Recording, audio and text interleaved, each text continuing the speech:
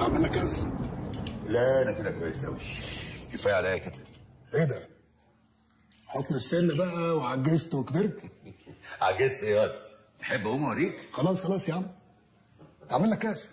لا بجد كفايه عليا كده بقى، لسه عندي طياره وبعدين هسافر الغردقه واوصل متاخر مع ان عندي ميتنج مهم قوي في الاوتيل هناك بكره. هتقعد قد ايه؟ لا يمكن اطول المره دي شويه. ليه؟ واخد ترامادول؟ استظرف ولا ايه؟ طب هتقعد قد ايه؟ يعني حوالي اسبوعين 3. عايز ابتدي اركز في شغلي بقى وعايز اخلص حكايه الارض بتاعت سفاجه دي. كمان عايز اقعد امخمخ في الموضوع اللي احنا داخلين فيه. دي عمليه كبيره قوي قوي يا ادهم وانا قلقان منها. عشان كده انا مش شايف اي لزوم اللي انت عاوز تعمله النهارده ده. ليه؟ الحكومه بقت مفتحه عينيها عليا قوي يا ادهم. عشان كده انا مش شايف اي سبب ان احنا نغامر بعمليه صغيره زي دي. مليون دولار صغيره؟ ده في ناس بتقعد تستنى طول عمرها عشان عمليه زي دي. سافر يا عزام بيه، متقلقش.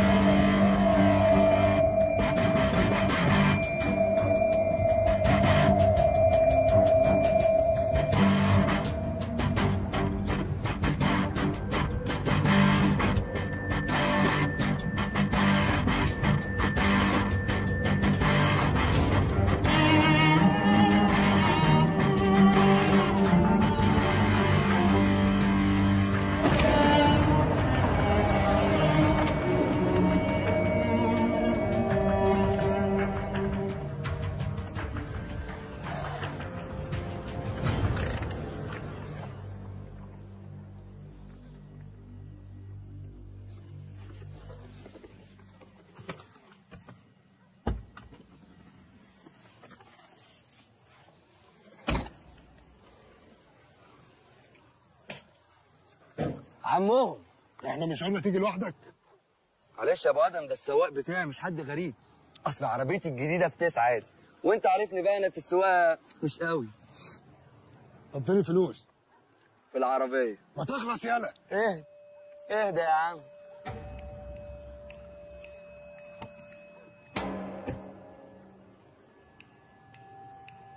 لوحدك.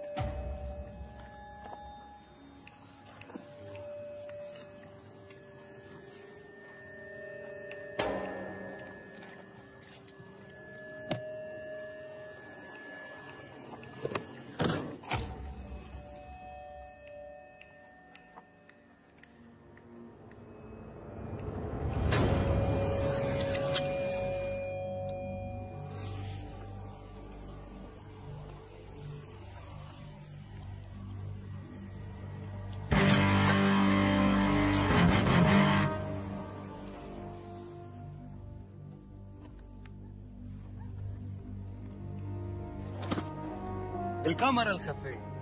عاوز تذيع قول زيع، مش عاوز هنذيع. بتضحك؟ طب هتضحك اكتر بقى لما تشوف المفاجاه اللي انا عاملها لك. كامبا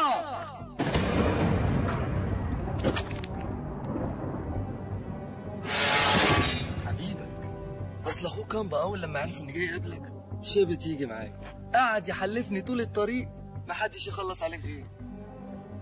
معلش، اصل الواد شايل منك قوي من ساعه ما شايلته في وشه، وانا بقى العربيه دي تخصني، اصلها اوتوماتيك.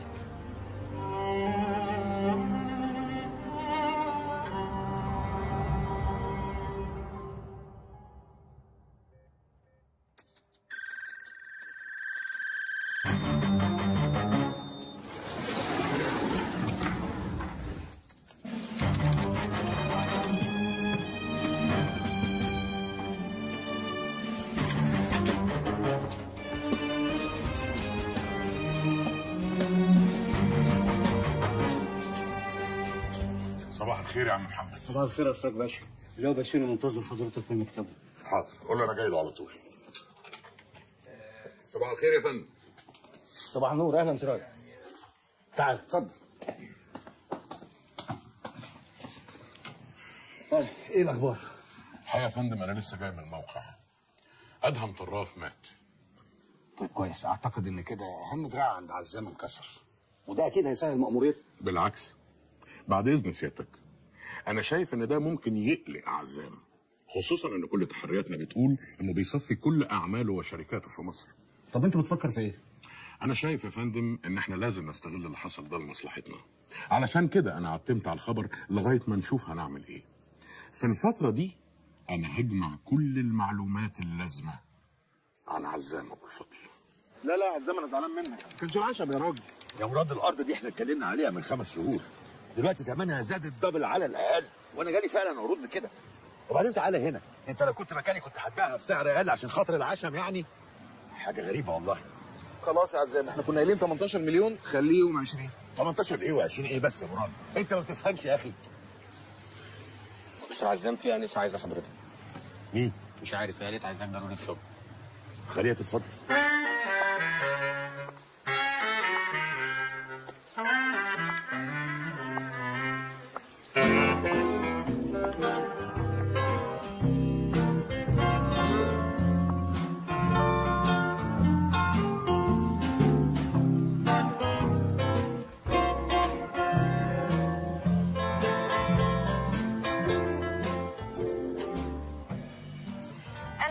الدسوري مديرة أعمال مسيو جاسم.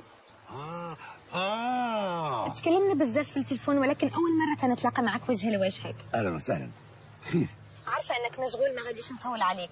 مسيو جاسم بعتني باش نخلص معك الموضوع ديال أرض سفاجة. نتكلم عادي؟ طبعا، استاذ وراس صاحبي من زمان، ممكن نتكلم قدامه. سي بون. دلوقتي احنا كان آخر اتفاق بينك وبين مسيو جاسم كان على 28 مليون، وحضرتك طلبتي وقت باش تفكر. مسيو جاسم قرر انها تكون 30 مليون ونحولها لك اليوم تحويل بنكي. ايوه بس يعني الصراحه مسيو عزام، مسيو جاسم مأكد عليا ما غاديش نمشي من هنا اليوم بلا كونترا. انت باغي تردني ولا شنو؟ لا كفلنا الشر، بس يعني انا بقول انه في شبه اتفاق. نقدر نعرف هذا الاتفاق بكم؟ نفس الرقم تقريبا. داكور، يعني نخليها 32 35 اخر حاجه بون بري، وانا جبت معك من الاخر زي ما بتقولوا. excuse me, very important phone call. وي وي جو فوز ان بري. whatever.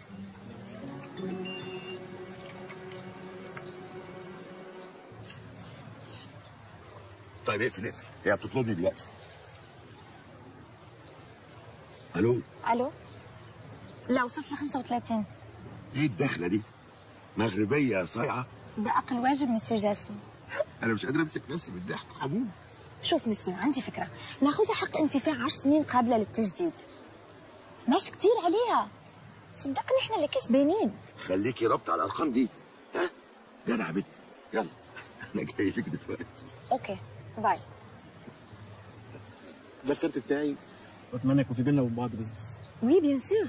ميرسي مسيو مراد. سوري.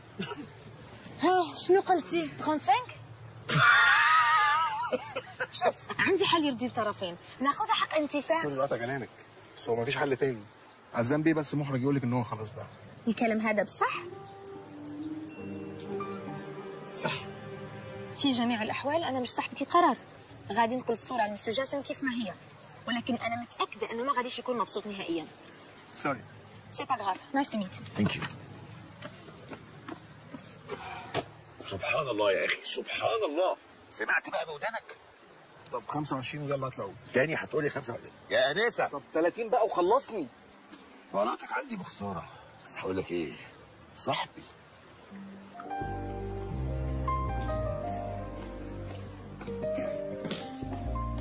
بيرفكت. هايل. برافو. ميرسي. بس اللي انا مستعجب له فعلا بقى، ازاي البراءه دي يطلع منها ده كله؟ ده انت جن مصور. حضرتك عارف إن أنا ممكن أعمل أي حاجة عشان الشغل، وبعدين حرام بصراحة صفقة زي دي كانت تروح بالمبلغ اللي هو عايزه ده، وأنا عارفة إن لو كان ضغط على حضرتك كنت هتوافق. بس بيني وبينك انا اتكيفت قوي من حكايه المغربيه دي. ده أقل واجب مسيو جاسم. طيب أنا همشي بقى. طب بقول لك ايه، استني نتعشى مع بعض. مش هينفع والله، أنا كنت جاية بس سلام على حضرتك قبل ما أسافر، وهكلمك أول ما أوصل مكتب القاهرة. اوكي. إيه ده؟ ده مراد بيتصل.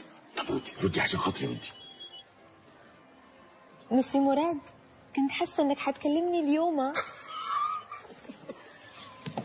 وي وي بيان سور. تم العثور على جثة أدهم أمس في 8 صباحا. لقينا العربية دي في مكان قريب عند ورشة تصليح مراكب، وكان فيها جثتين، ولقينا كمان في نفس المكان 3 جثث، ولقينا آثار إطلاق نار. واضح إن ده كان مكان التسليم، وواضح كمان إن الصفقة باظت، لأن إحنا لقينا شنطتين.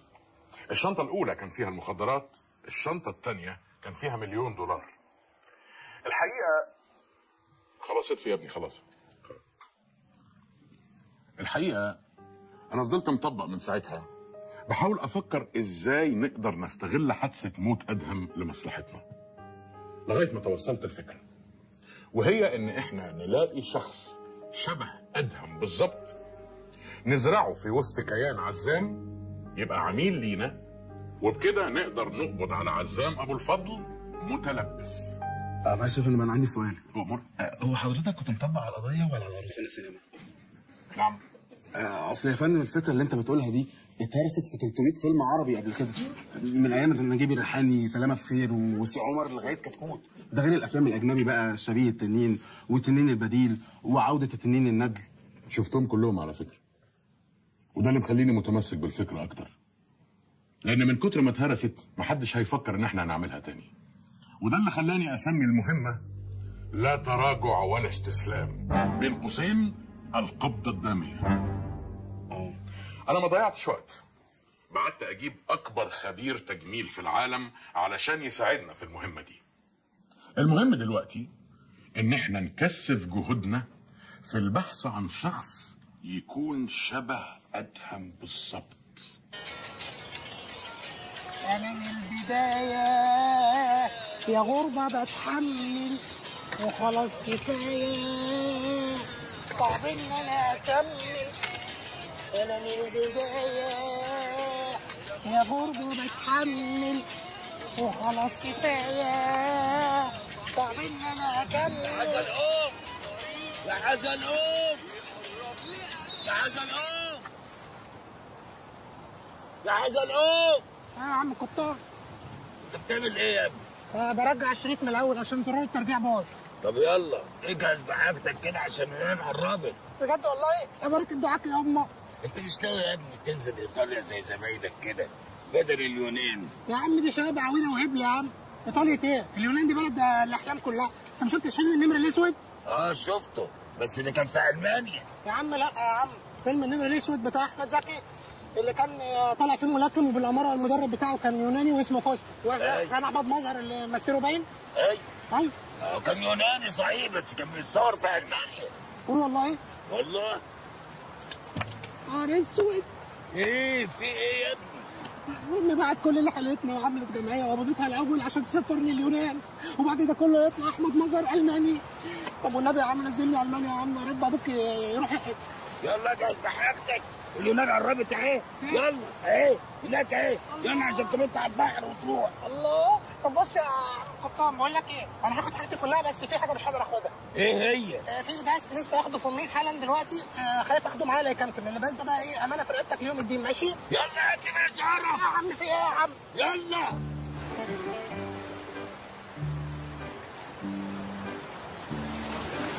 سلام يا حزلقوم، توصل بالسلامة.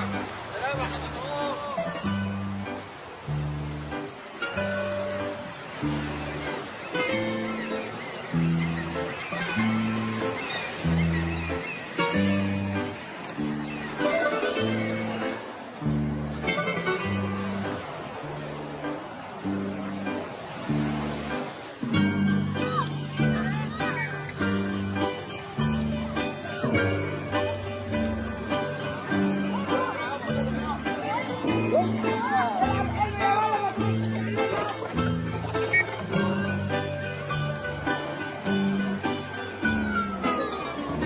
ايه ده؟ هما اليونانيين بقوا شبهنا كده ليه؟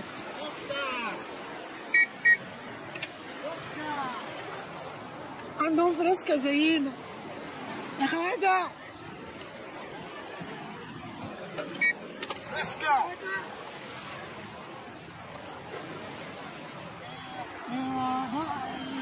مرحبا بك. كلا بوليس طلاق. عمرك دخلت ايه؟ مصري. ويا ما تغرقنا يا عم انت ربنا بعتك ليه من السما. بقول لك ايه، ما تشغلني معاك اي حاجه ربنا يخليك. يا عم اتكل على الله فكك منا. يا عم احنا مصريين زي بعض يا عم، بقلبنا على بعض بدل من الخواجه يقعد يتحكم فينا. يا عم اتكل على الله سيبنا نشوف سواقك لعيشي. طب بقول لك ايه، والنبي اخوك بقاله 4 ايام في ارض البحر وما اكلتش حاجه، ما تجيب واحده سمسم واحده بنه. يا عم انت ماشي ولا اتكل على الله على ابد يمك. لا اله الا الله. احنا كده العرب في الغربه بناكل بعضينا. انا جائع وليه قطار وليه قطار. عايز ايه يالا؟ ده ايه النسيبه السودا دي؟ امال لو كنت نزلت بلطيق. بقول لك يا حاجه والنبي جعان، لا في نسبه محشي والنبي. لا لا لا لا الله يا وليه، بقول لك جعان عايز صباع محشي، خلي عندها اهل الدم. اهل ذاتي واقف كنت السواد عليه الادب. يا لهوي يا لهوي.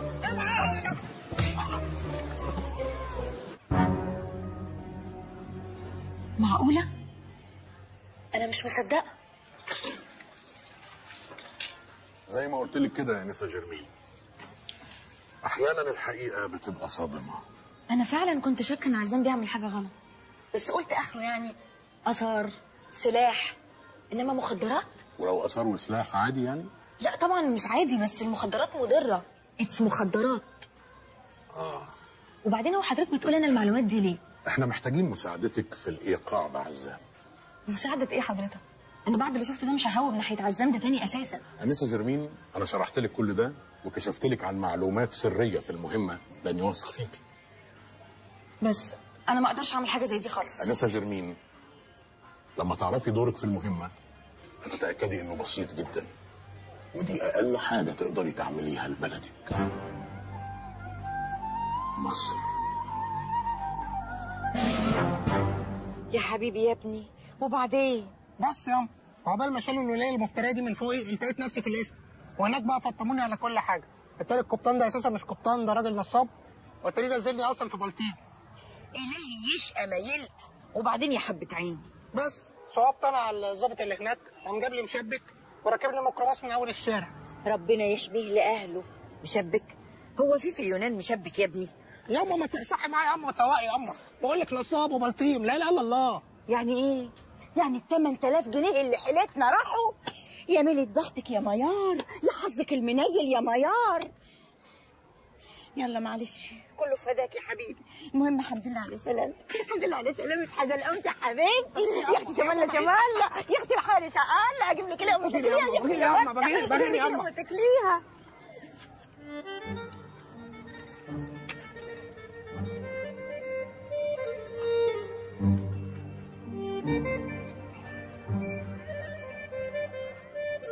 قالوا لي يا اما، هو انت ليه سبت الشقه تحت وطلعتي العيشه فوق؟ عاجبك كده؟ وانا واقف تحت قابلت الواد دايما ابن احلام كرايه بيقول لي امك في العشه ولا طارت؟ عمى في عينه، الهي ما يوعى. بص يا حزلقوم، انا كدبت عليك بصراحه كده، في سر كنت مخبيه عنك وعايزه اعترف لك بيه. لا بقول لك يا اما، البق ده كل ما امك بتقول لابنها بيطلع في الاخر مش ابنها، وتطلع ايه لقيته بقى في انت لقيتني قصاد جامع لقيت انا والحاجات ده ايه؟ انت عبيط يالا، الله يخرب بيت الافلام اللي بوظت مخك دي. ما تخلصي يا اما بقى وتريحيني وما تلعبيش باعصابي. بصراحه بقى انا ما دخلتش جمعيه ولا حاجه، انا جبت لك ال 8000 جنيه دول خلو رجل من صاحب البيت، سبت له الشقه واجرت العشه دي. ده اسمه كلام يما؟ هو انت عشان تسفريني تقومي ترمي نفسك في الشارع؟ والله يا ابني لو كان بايدي اعمل لك اكتر من كده انا كنت عملت، لكن انت عارف اللي فيها، اورثناش من اهالينا غير الضغط والسكر والمرار. يا يما حطك وحشني قوي يا يما. تعرفي يا يما الكام يوم اللي فاتوا دول عدوا عليا كأنهم سنه. ما تخافيش يا يما، وحق رميتك في العشه دايما اسكت. انا عارف مين اللي هيجيب لنا حقنا. ضيفي النهارده حاله غريبه، نتاج محاوله جديده من محاولات الهجره غير الشرعيه. اهلا بيك استاذ حزلقوم.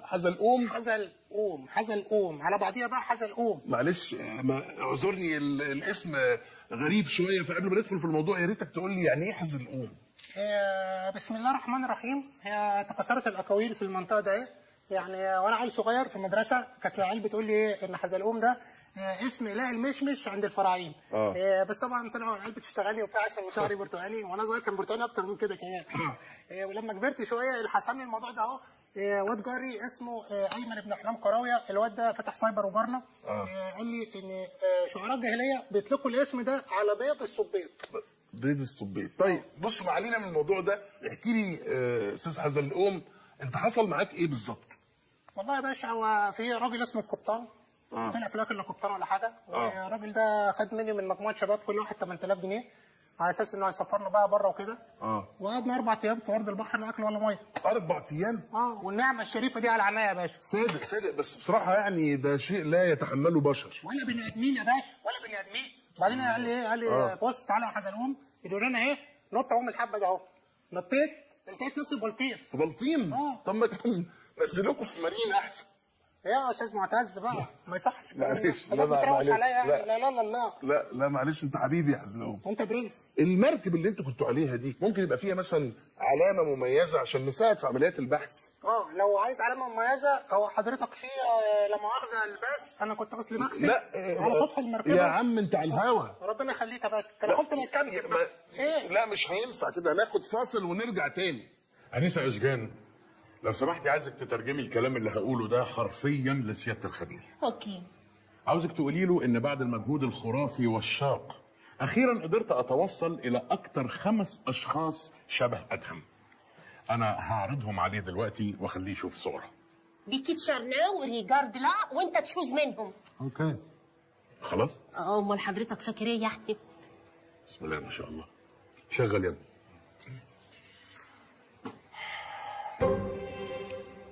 No. No. No. No. Go back. No. مش عاجبينه ولا ايه؟ ده احنا دخنا عقبال ما جبناهم. مسيو قال ايه فوتر اوبريسيون؟ I don't know. I'm not sure. دي all suck. بيقول لحضرتك ولا واحد فيهم نافع، كلهم لا مؤاخذه شمال. ايه القرف اللي انتوا جايبينه ده؟ هو مش خبير تجميل ولا ايه؟ ما هو كده مش فاضل غير ان انا اجيب له ادهم نفسه. I have to go to toilet. بيستأذن يفك ميه عشان محصور. نعم. محصور. اتفضل. جو بيه. الناس كده مين اللي راح البيت ولا عمل حاجه وكل ده راح عليه. ايه يعني ودوك على المكتب دي كانت ظروفها ازاي؟ وبعدين يا حسام؟ والله بقى يا فندم الراجل ده شكله لا جامد ولا حاجه. لا اسألني انا، وانا بلوك معاه عرفت ان هو اللي عامل مكياج فيلم مملكة الخواتم. Yes, yes, I found him. Guys, come on. Come on, I found him. See, this is a cat. This is قعدنا كلنا وعملنا البحر طحينه. واخدنا خازوق احنا بقى.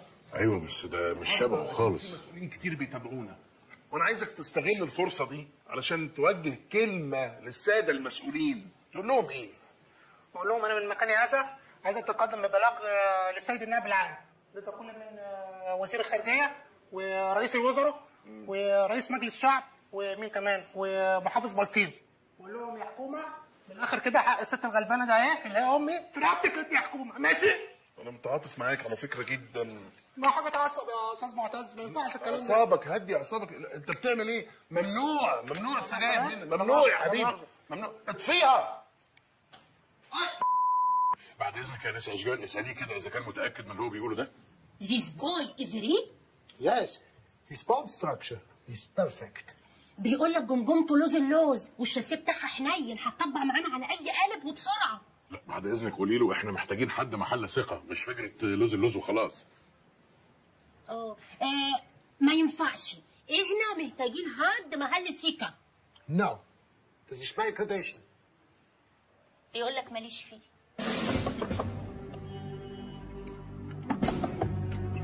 ايوه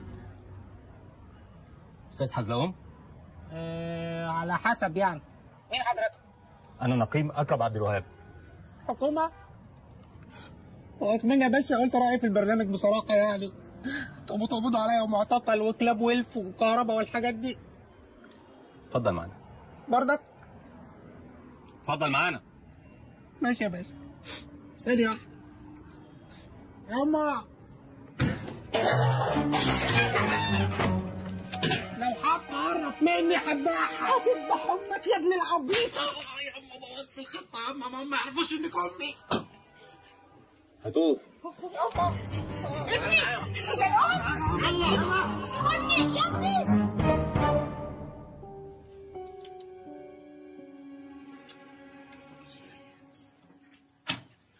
على فكره يا باشا استاذ معتز الدمرداش هو اللي وزني اقول كده في البرنامج، ولما رفضت ضربني وكهربني. بس يالا. حاضر يا باشا امرك.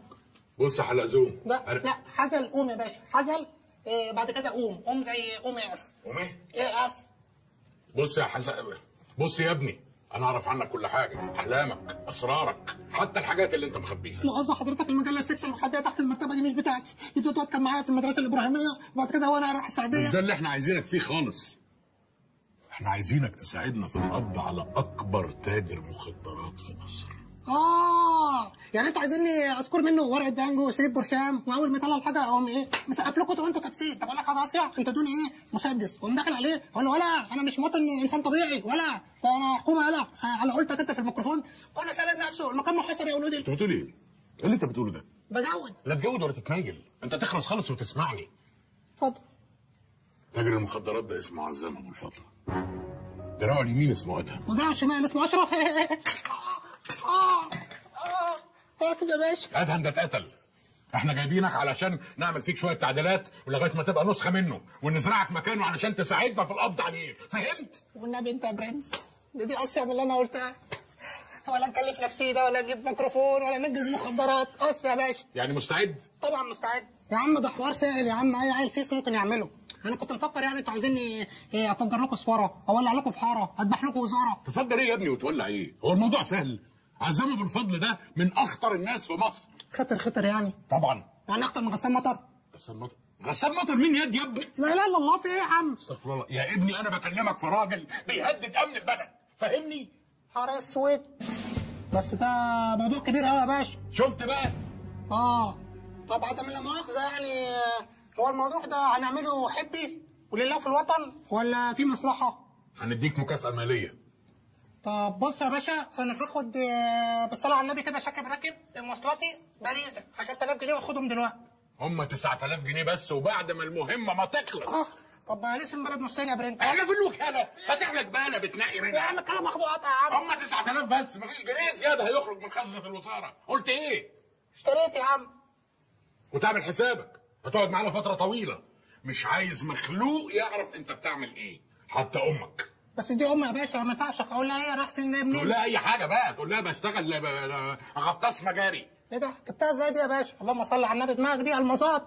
شكرا. قبل ما نبتدي، في شخص مهم لازم تتعرف عليه. ازيك يا نيسا جرمين؟ الحمد لله. ما تقعد يا ابني. اقعد يا ابني. الانسه جرمين شغاله مع عزام في شركته. هي دي اكتر واحده هتقدر تفيدك علشان تعرف معلومات اكتر عن عزام وادهم. بسم الله ما شاء الله. ثانيه واحده، هو ده اللي هيبقى مكان ادهم؟ ان شاء الله من غير مقاطعه. بانها هتبقى مهمه زي العسل وهتبقى فتحه خير ان شاء الله. لا يمكن، ده مش هينفع خالص. الله ما تستهدي بالله يا نيسا، ده حتى قطع عيش وحش، ايه اللي مش هينفعه؟ يا فندم ده مش شبه ادهم اصلا. قلت كده والنعمه قلت كده. الخبير النمساوي اول ما شافه ومن وسط 80 مليون مصري قال لي هو ده وشبط فيه. اكسكيوز مي بقى، ده اكيد راجل مجنون. طب ما فيش حد تاني؟ لا بقى، ده نظام تطفيش، وانا عارفه كويس قوي. تقول لك ما فيش حد تاني فتمشوني، فتجيب لك هي ابن خالتها بقى ولا ابن عمتها وتقول لك خد الواد ده شبهه اكتر وتقعد تتمحلس لك. ما قال لك الخبير اللي بنساوي شابط فيا وقامت. الله على رأي المثل، ابقى راضي وانا فاضي. مالك انت ومالنا فاضي ولا مش فاضي ولا الكتاب بيعمل ايه؟ بص يا فندم بيتكلم ازاي، ده عزام هيكشفه اول ما يفتح بقه. وهي دي بقى مهمتك يا انسه جرمين، انك تخلي حزلقوم ده واسمه حزنبول. حزنبول مين يا اللي تتشك في بطني؟ ولا احترم نفسك، انتوا جايبين له انهي داهيه ده يا فندم؟ ما تتلم يا بت. بت و60 بت. ولا بس يا ما عمالة تتريق على اسمها ايه؟ وانت بقى البيت اسمك ايه؟ جرمين؟ وماله اسمي بقى؟ اسم صايع زيك، لا انت محصله جيهان ولا انت محصله نرمين. اقول لك تصد يد وتحترم ذاتك وتقعد بقى. الله ما غلطك. بس اسكت ساكت. انا مش هرد عليك عشان انت حرمه. ممكن ثانيه واحده يا فندم لو سمحت.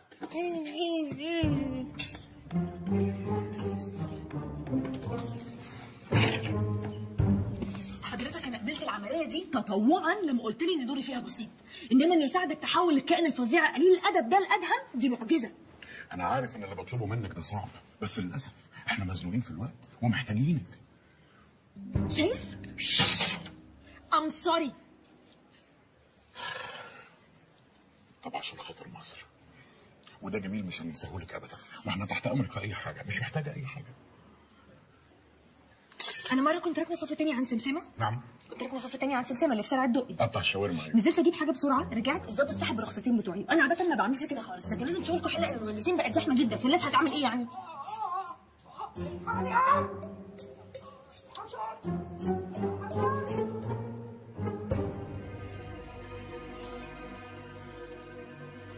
ايه في ايه؟ We will take 10 millimeters from here. بيقول لك هنشيل 10 مللي من القوره وهنسحب على فوق. Container will open here to pull the size in. وهنفتح ثقبين كده هنا ونعمل علوه يمين وعلوه شمال. And you show we need a completely makeover. بيقول لك بالنسبه للفك هيتصور ونبعته يتخرط من اول وجديد. طب بقول لك ايه يا اسراج باشا، والنبي قبل ما ياخدوه يخرطوه يعني خليهم يسيبوا لي رجلاش 5 مللي عشان اعرف اعضل. انتوا مجانين؟ ده انا حاطين مجانين. بس يا حزلوم بس. Und der Finger will be dieses Part.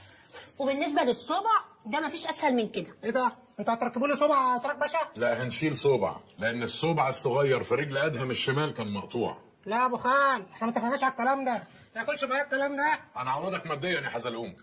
اذا كان كده ماشي، يعني بص على النبي كده شاكب راكب هاخد شنن 5000 جنيه. هم 4 بس. لا على فكره ده صباعي وانا مقدره ب5. ده صباعي. اسكت دلوقتي، هنشوف الموضوع ده بعدين مش وقته. لو سمحت يا انسه اشجان، بطلي اللب ده بقى شويه واساليه الموضوع ده هياخد قد ايه؟ How much clock? I think 1 day preparation, 3 day for the rest. بيقول لك يوم للعمليه و3 شهور لما ينشف. انت متاكده من موضوع ينشف ده؟ شغل.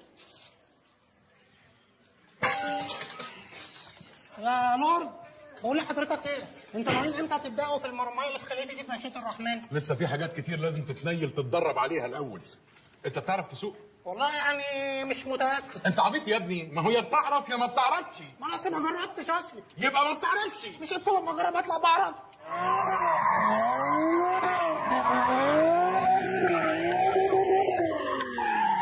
يا ابن اللعيبه، الواد ده كفاءه يا باشا. مين الواد ده؟ ده اسمه عمرو ماجايفر، ده اللي بيعمل الحوادث والمطاردات في معظم الافلام السينمائيه.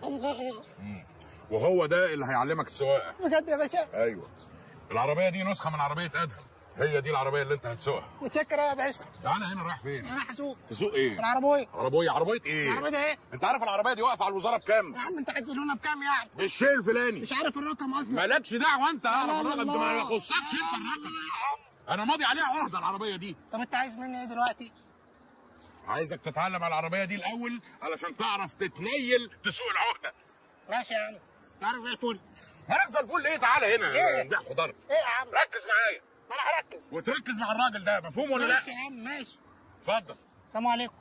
يا عمرو جرندايزر، وانت بتقابل الاستاذ احمد ساقي بقى في الحقيقه بقى وبتكلموا في التليفون الحاجات ده ايه؟ لا طبعا، ده صاحبي جدا، انا حتى هو 011؟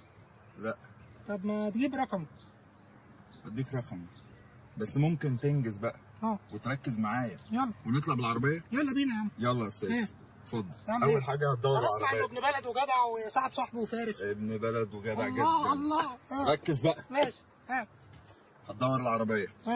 بعدين هتدوس دبرياج. بقول لك ايه، قبل الدبرياج والجو ده ممكن تعلمنا الخمسيه اللي عملتها من شويه عشان انا بحبها يا ابني مش لما تتعلم اصلا تطلع بالعربيه.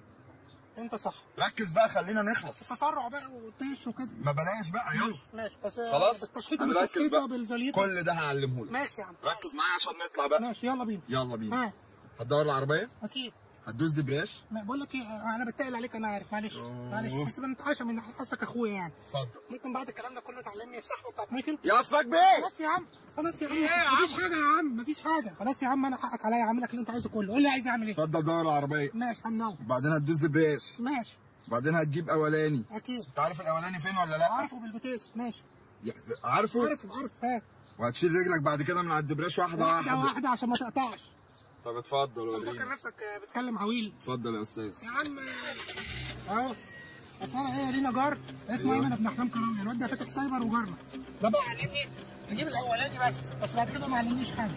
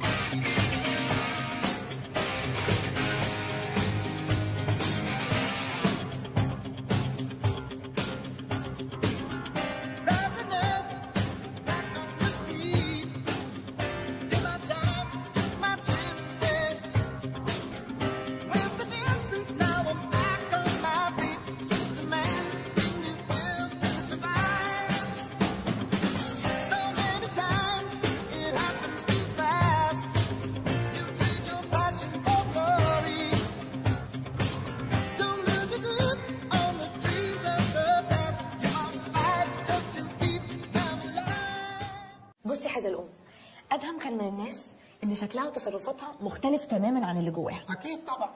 يعني كان على قد ما هو مبين انه هادي كده ومتمالك اعصابه لدرجه البرود، كان لما بيتنرفز بيتحول لوحش. سبحان الله، كانك بتوصفيني انا بالظبط. يعني ان شاء الله. ما علينا. بصي يا حزلقوم، انا ما اعرفش كتير عن تاريخه قبل عزام، لكن كل اللي اقدر اقوله لك ان علاقتي بيه في الشغل. طب بعد المؤاخذه يعني بمناسبه العلاقه، يعني هو انت وادهم ايه؟ يعني ايه؟ يعني ايه العلاقه؟ فهمت. يعني ايه الحوار؟ هقول لك. يعني كنتوا مقضيينها ازاي سوا؟ اقول لك ممكن؟ اتفضلي. انا وادهم كان في ما بيننا، بس من ناحيته هو بس مش من ناحيتي انا خالص، يعني زي ما تقول كده، مش عارفه اقول لك بالعربي اسمها ايه، فليرتيشن. طالما بلاي ستيشن وفي العلن والناس كلها، انت زي الفل يا جرمين، واللي يكلمك حط صبعك الكبير في عينيه. لا معلش، انت فهمتني غلط. انا قصدي يعني انه كان بالبلدي كده بيحاول يجر نعم معايا. يعني انت رحت له شقته؟ لا، اروح له شقته ليه؟ ولا عمركم شديتوا سوا على المقطم؟ ايه اللي هيودينا المقطم؟ يعني عمره ما قال لك يا جرمين تعالى سكي خلبيسي على كوبري الساحل وقام مكمل ناحيه مصنع الكراسي؟ مصنع كراسي ايه؟ احنا كنا بنخرج عادي في اماكن عامه يعني مع ناس. ولعلمك بقى انا بجاوب على اسئلتك دي بس عشان طبيعتي المهمه مش اكتر. ويعني انا اللي بسالك عشان طبيعتي المهمه مش اكتر. انت ممكن تركز معايا؟ اتفضلي. ادهم زي ما قلت لك. معلش اخر حاجه. بما اننا لوحدينا يعني ومفيش حد سمعنا. انت عايز ايه؟ لا والله انت هتلبسيني مصيبه. مفيش حاجه يا عم، انت وهو مفيش حاجه. اتفضل. كنت هقول بس كنت عايز اعمل مكالمه من تليفونك لامي عشان سراج باشا محرج عليها ما اكلمهاش. اوكي، بس لازم دلوقتي حالا يعني؟ ولو ما كلمتهاش هيجرى لها حاجه. الست دي اصلها وحدانيه وما حلتهاش حد تاني في الدنيا غير انا. يا حرام. انت حظيتي يا جرمين وانا بقول لك تسع اتوبيس. انا قصدي حرام كيوت، يعني صعبان عليا. هي حاله يصعب على الكافر الصراحه. انا عايز اقول لك ان الست دي ضحت بمستقبلها الفني عشان خاطر تربيني. فني؟ ليه؟ كانت بتشتغل ايه؟ مطربه. بجد؟ كانت بتغني ايه؟ عارفه غنوه كل البنات بتحبك؟ دي بتاعت حسام حسني على فكره. وانا قلت لك هي اللي بتغنيها. استاذ حسام حسني كان بيقول ايه؟ كل البنات بتحبك، كل البنات حلوين.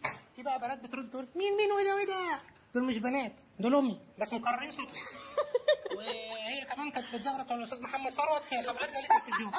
في ايه؟ لا لا الله. سوري. تعالى نكمل. ماشي. يلا بقى. تقاريرك كلها زي الزفت، وعزام قرب يجي من السفر، ولازم تتنيل تعمل عمليه التجميل بكره. مفيش قدامي غير ان انا اعتمد عليك. وازاي بقى هعتمد عليك مش عارف. شكلك هتودينا في داهيه. يا باشا انت ليه مفكر كده؟ احنا لا مؤاخذه الحديد بولي واحنا لمبولينا. نعم. يعني احنا اجمد من الحديد. يا ابني في بقك بقى، بطل الكلام الغريب ده بقى، ما توجعش قلبي. الله يا ابني اعرف قيمه اللي انت بتعمله. عايزك تعرف يا حزلقوم ان اللي انت بتعمله ده علشان مصر. وانا هاجي يا باشا جنب الناس اللي تعبت عشان مصر. الاستاذ احمد عرابي وبطل احمد عبد العزيز ومدام ناديه الجندي. ناديه الجندي؟ انت ما شفتش فيلم امراه عايزه تل ابيب؟ دي اتسلخت واتضربت واترمت من فوق الجبل وداس عليها تريلا بالصدفه وكانت محمله رز باين. رز ايه يا ابني؟ حرام، رز ايه بقى؟ استغفر الله العظيم، استغفر الله. ما طولك يا روح. يا ابني اعرف انت داخل على ايه. انت من بكره مش هتشوف نفسك تاني. من بكره انت ادهم.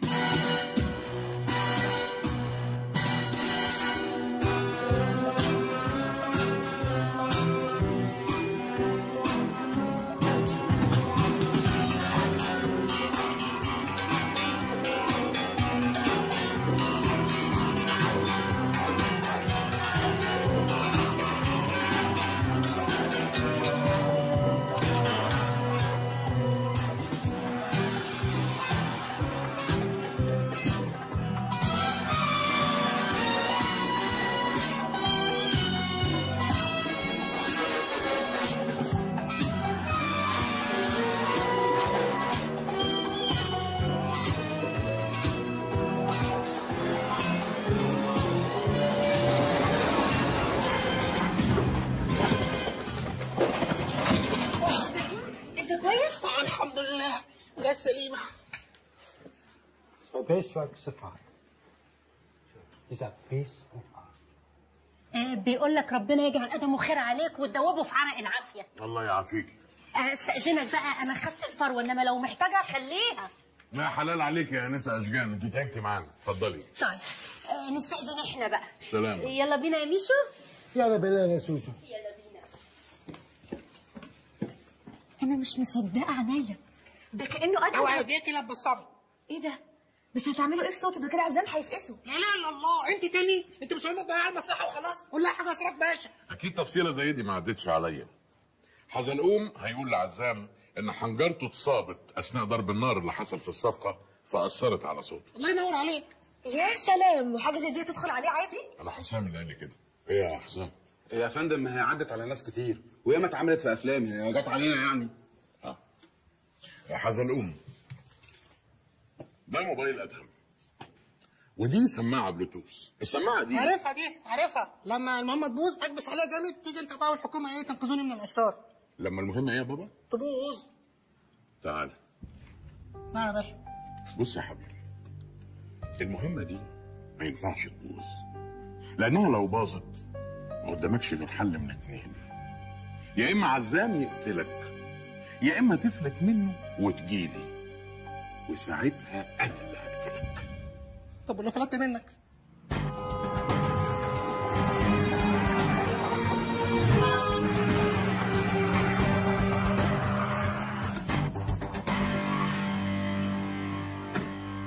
ايوه اسرك باشا، انا وصلت بيت ادم اهو، هل تسمعني؟ حول. سامعك يا ابني من غير الهبل اللي بتقوله ده. بقول لك يا باشا، الغفير شرب الملعوب وفتح لي بوابه اكن ادم بالظبط. مبسوط؟ حول. بطل حول اللي بتقولها دي يا باشا بقى ما تفصلنيش بقى، خليني نعرف اندمج عشان نعرف اديك جو الحمل السري مول. اللهم طولك يا روح. اي خدمه يا رجاله. بوليس. اللهم صل على النبي. فيلا شرحه بس ذوقها بلدي حبتين يا باشا، الا ما في طقم مذهب ولا نيش حتى. يا ابني اخلص، انت جاي تشتري؟ في سلم رخامي وفي ازاز مزنر اللي هو بتاع الحمامات ده، نظام ادم كان بيحب يقعد ملط لوحده في البيت. احنا بنروح في داهيه على فكره، بنروح في داهيه اهو. اللهم صل على النبي. لا شغل فاخر يعني. ايه ده؟ في ايه؟ الله، كل ده كده؟ ده اكبر من شركتنا كلها يا باشا. يا ابني اخلص. بقول لك ايه يا باشا، انا هاخد كل الهدوم دي بعد ما اخلص المهمه. ماشي ماشي يا حزلقوم بس اخلص. بقول لك يا باشا، هاخد جلفتين معايا كمان، اصله خشب العين ابوه وصعب تلاقيه في اي مبلغ دلوقتي. ايه ده؟ في ايه؟ نهار اسود، ده عنده كنابل يا باشا. بس مش غريب يا باشا ان شاب زي ادهم ده يكون محتفظ بالبرفانات بتاعه وسط الكنابل. حزلقوم، في ايه يا ابني؟ يا حزلقوم رد عليا.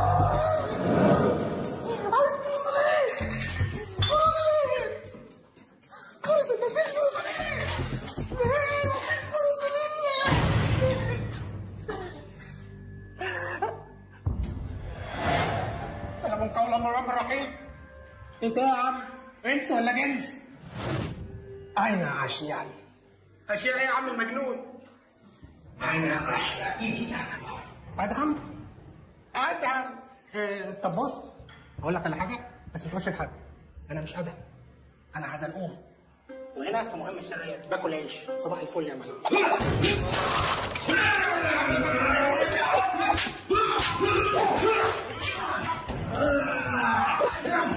انا اشيائي يا عم، اديك اشيائي، ارحمني يا ابو زينب.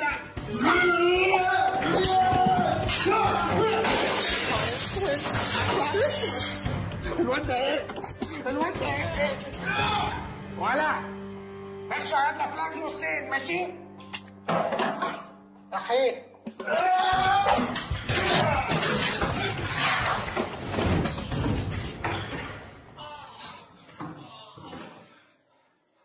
والواد ده بيتبخر ولا ايه؟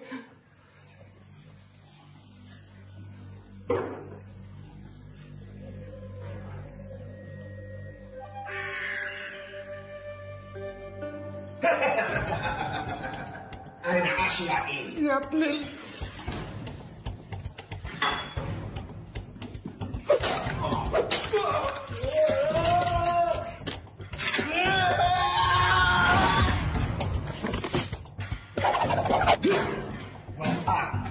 أين أشيائي؟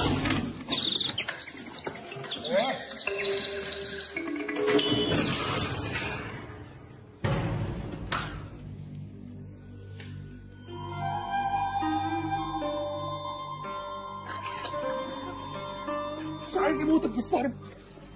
عامل زي البورس. رد يا عم سراج، رد بقى.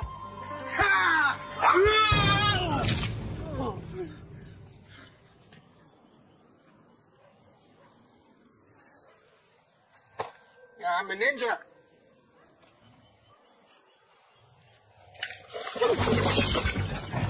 أين أشيائي؟ بص يا عم، الفيلا قدامك اهي، خد كل اللي انت عايزه وانا حايشك. أين أشيائي؟ هي ايه؟ هي ايه اشياء امك؟ أين أشيائي؟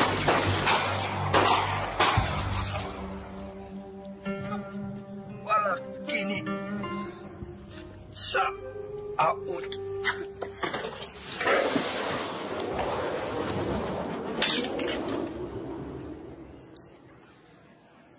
اديك انت اللي بتصعد اشيائك اهو. انت كويس يا حزلقوم؟ يا عم اوعى. في إيه يا ابني؟ في ايه؟ انت ما فهمتنيش كده يا باشا، ده انا لسه بقول يا قد يطلع لي يا عم عز الدين شلباز ده اللي روش امك. امال لما قابل زعيم العصابه الشرير هيطلع لي ايه؟ تنين مجنح؟ مفيش حاجه بتيجي بالسهل يا بني ادم. ما احنا كنا بندربك الفتره اللي فاتت دي على اساس ايه؟ يا باشا انا قدامي ولا 18 سنه تدريب عشان اعمل اللي انتوا عايزينه ده. انت فاكرني مين يا عم؟ جده اول ما هتنزلني هجيب جون؟ يعني ايه الكلام ده؟ يعني مش لاعب، شوف لك حد غيرك. هو بمزاجك جاي تقول لي الكلام ده بعد الوقت والفلوس اللي صرفناهم عليك؟ محروق الوقت على الفلوس. العمر مش بعزها يا باشا. الواحد العمر مش عارف اجيب بداله. كان على الفلوس هرجعهم لك على دار مليت. واللي عايز تحبسني احبسني. السلام عليكم.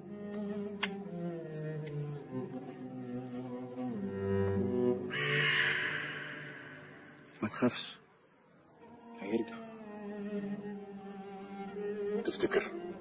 يعني حضرتك لقيت الشخص اللي انت بتدور عليه من وسط 80 مليون مصري على التلفزيون بالصدفه، وجبته وعملت منه بني ادم تاني وفي الاخر ما يكملش. ده حتى تبقى قفله مش حلو. اشتري مني، انا شفت كتير. ايه؟ وحشتيني يا مرموره. يا نهار اسود، الحقوني يا ناس، الحقوني اهو. يا لهوي. الجيران حرام عليك يا ابني، ده انا قد امك ما يصحش كده. يما انا حزلقوم يما. حزلقوم؟ حزلقوم ده ايه؟ وايه اللي عمل فيك كده؟ يما دي قصه طويله يما هحكي لك عليها. وحشتيني هاتي حضنك. لا طب اديني اماره الاول. اقول لها ايه دي بقى؟ فاكره يما وانا عيل صغير لما كنت بتحبيني في قلب الطشت البرتقاني كنت بتغني وتقولي لي يا اصحابي وصحباتي هنا ومحلك سر سيبوا لا مؤاخذه حاجاتي انما ايه حبيب امك يا ابني.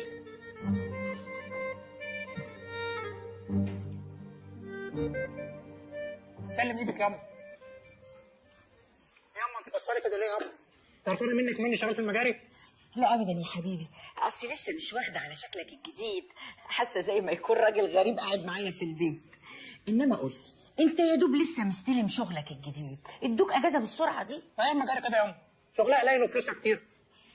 تعرف يا حزلقوم، انا فرحانه قوي في الوليه العقربه اللي اسمها احلام كراويه دي، عشان كانت طول عمرها تفضل تقول لي ايه، ابنك مش نافع يا ميار، ابنك فاشل يا ميار، ابنك انت مضلعاها على الاخر يا ميار. انما الحمد لله ربنا كبسها ونصفني. الحمد لله ياما، الحمد لله. الا الراجل اللي انت بعتهولي بفلوس الشقه ده يبقى الريس بتاعك في الشغل. ريس ايه؟ هو مين اللي جالك بالفلوس ياما؟ الاستاذ سراج. حاجه هو استاذ سراج جالك بنفسه؟ ايوه امال، ده شكله راجل واصل قوي.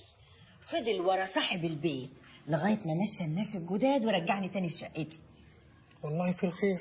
اهو انت دلوقتي بقيت راجل بجد وخليت لنا قيمه بصحيح. الحمد لله، ربنا عوض اخرة صبر خير. تعرف يا وادي حزلقوم، انا لو مت دلوقتي مش هبقى خايفه عليك زي الاول. بعد الشر، بعد الشر عليك يا ست الكل.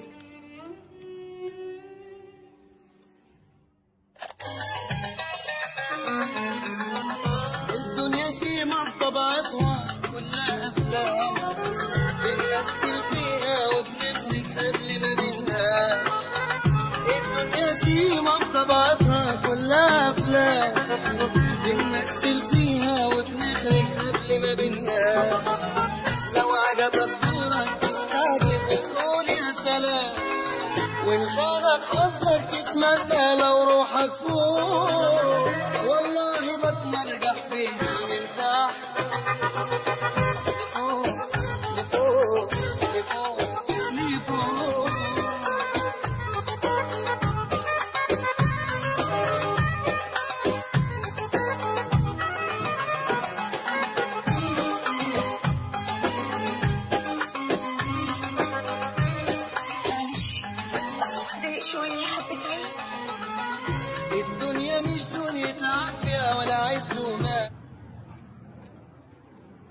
الشاي يا باشا. شكرا يا باشا انا مش هنفعك، انا فقر اصلا. تعرف انا مره اشتغلت مع العيال اللي بيحدفوا كروت حضرموت جوه العربيات في جامعه الدول. مع اول كارت رميته طرفت عين واحد ومراته بنفس الكارت، وخدوني على اسمه عملوا ليله.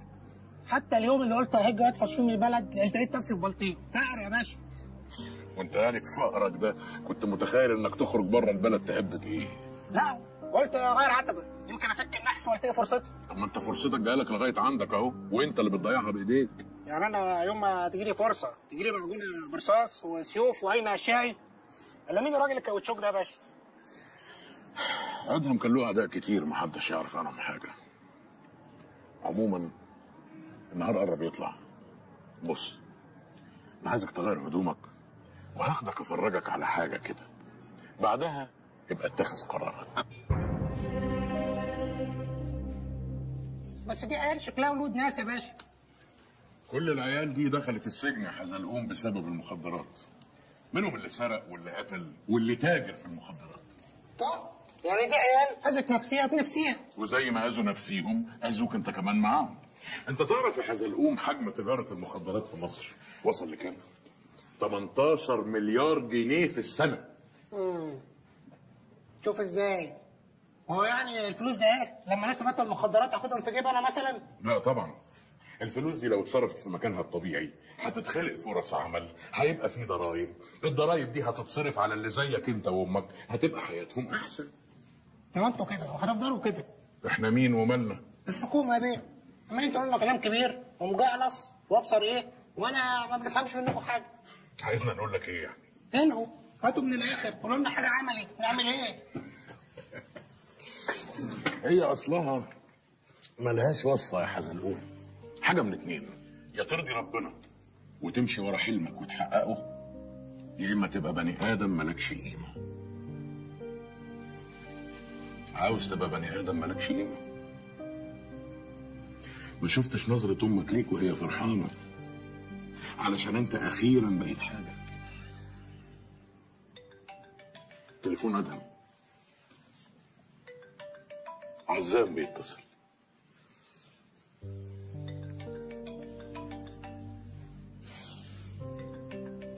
ماشي.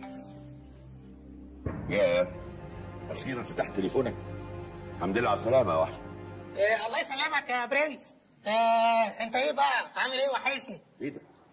مين معايا؟ انا دراعك اليمين يا مافيا يا كبير يا كده يا عم. قفل في وشي. طبعا مافيا. قول له مافيا، ما لازم يقفل. طب وايه كده ماما باظت؟ بيتصل تاني. ركز بقى واتكلم عدل. ادهم انت صح. ركز. الو. مين معايا؟ انا ادهم يا باشا. ادهم؟ ومال صوتك عامل كده ليه؟ لا ده لا وانا بنجز في الصفقه حضرتك.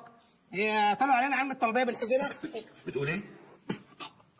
لا خدت طلعه كبيره قوي في قفايا وطلعت من زوري فانا هربت دلوقتي.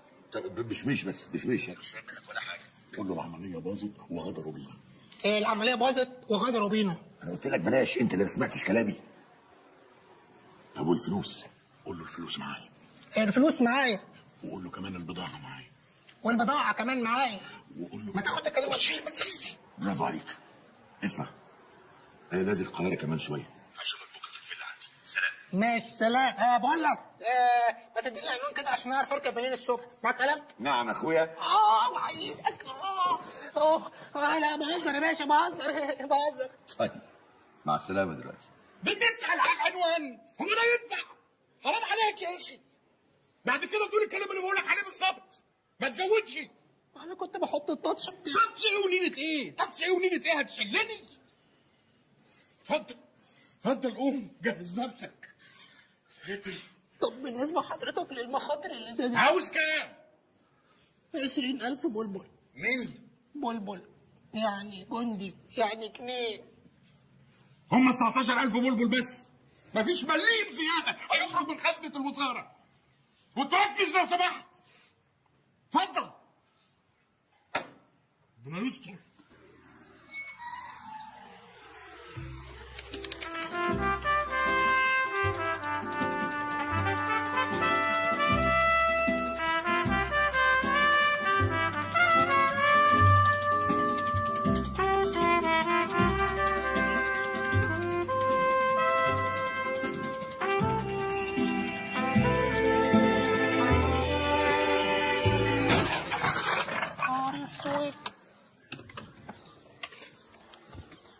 معلش يا باشا العطب على النظر. ولا يهمك مسيو ادم. مسيو عزام مستنيك في الجنينه. ولما هو مستنيني في الجنينه بعت قال لي تعالى على الفيلا ليه؟ ولا هي مشوار وخلاص؟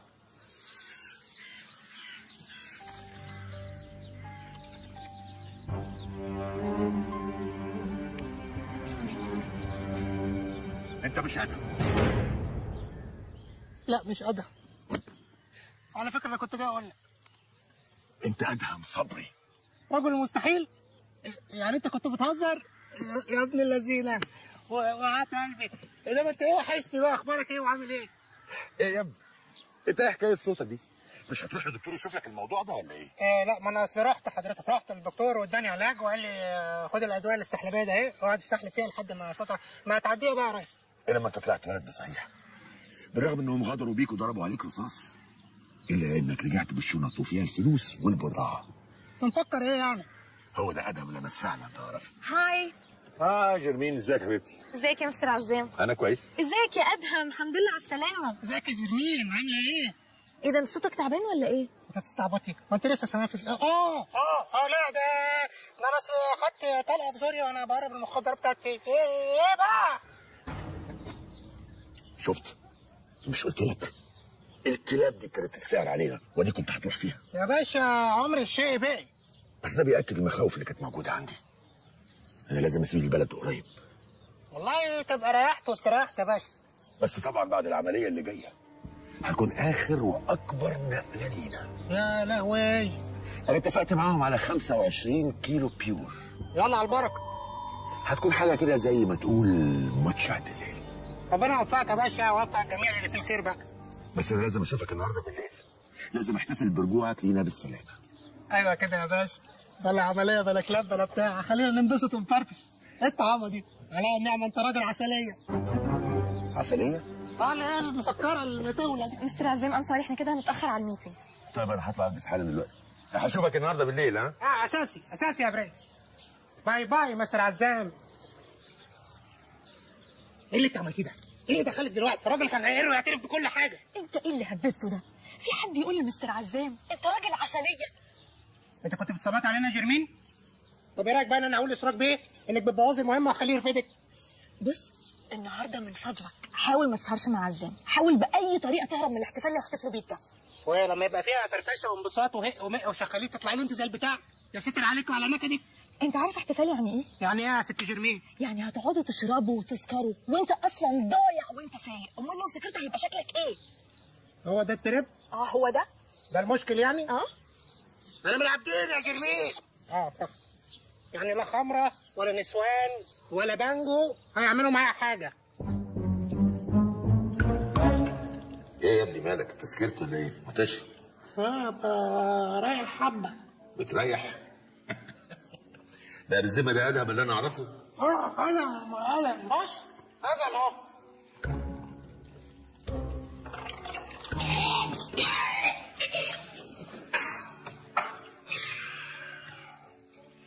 يا اخي لا تتخيل قد ايه البلد وامشي. انت كمان هتوحشني يا ادهم. وربنا وانت كمان يا ريس. امسك. لا بقى مش قادر. مش قادر ده ايه؟ انت مالك النهارده؟ مش عوايدك يعني. لا يا عم عوايدي يا عم. بص عوايدي ايه؟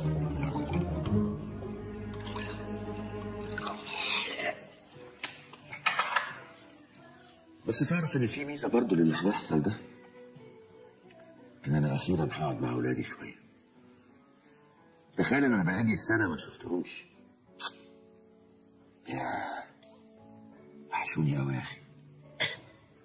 كفايه انا جمعتي قريبه وقلبي رهيب. يلا امسك يا عم اتكل على الله. وات فور ذا رود. يا عم مرور ايه وزفت ايه يا عم؟ لا انت مش ادهم. يا عم ادهم يا عم. ادهم هات يا عم الشيطان.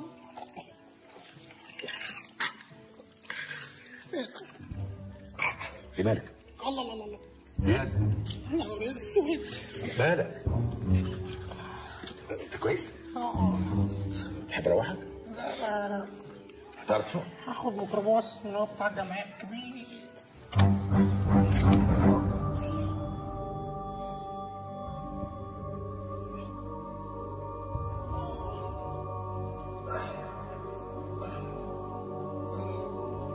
ايه ده؟ انا فين؟ يا أما انا فين؟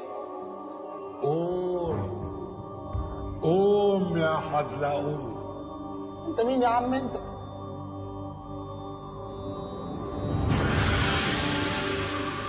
استاذ غسان مطر، ارجوك ما تقتلنيش، ما تموتنيش، ما تخطفنيش، ما تاكلنيش. ما تخافش يا حزلقوم، انا مش جاي اذيك، انا جاي اساعدك.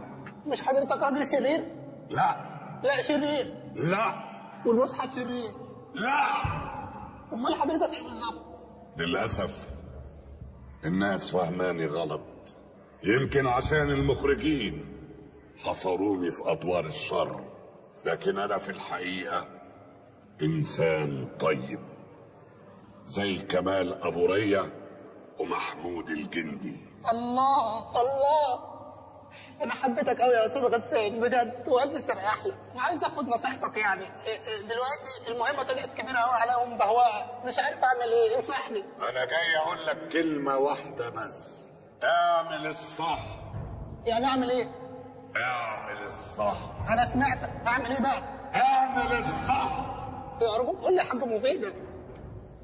باي باي يا كوتش. لا ما تسيبنيش يا استاذ غسان، لا لا.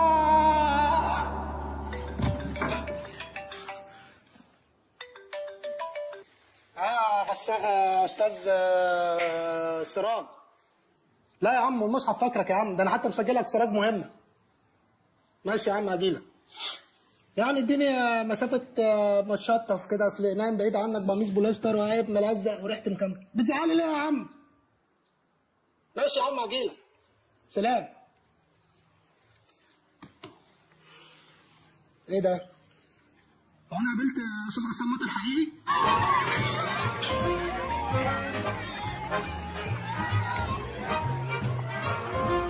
سراج باشا؟ ايه يا عم التلاته دي؟ ما ترد يا عم، ايه اللي في ايه؟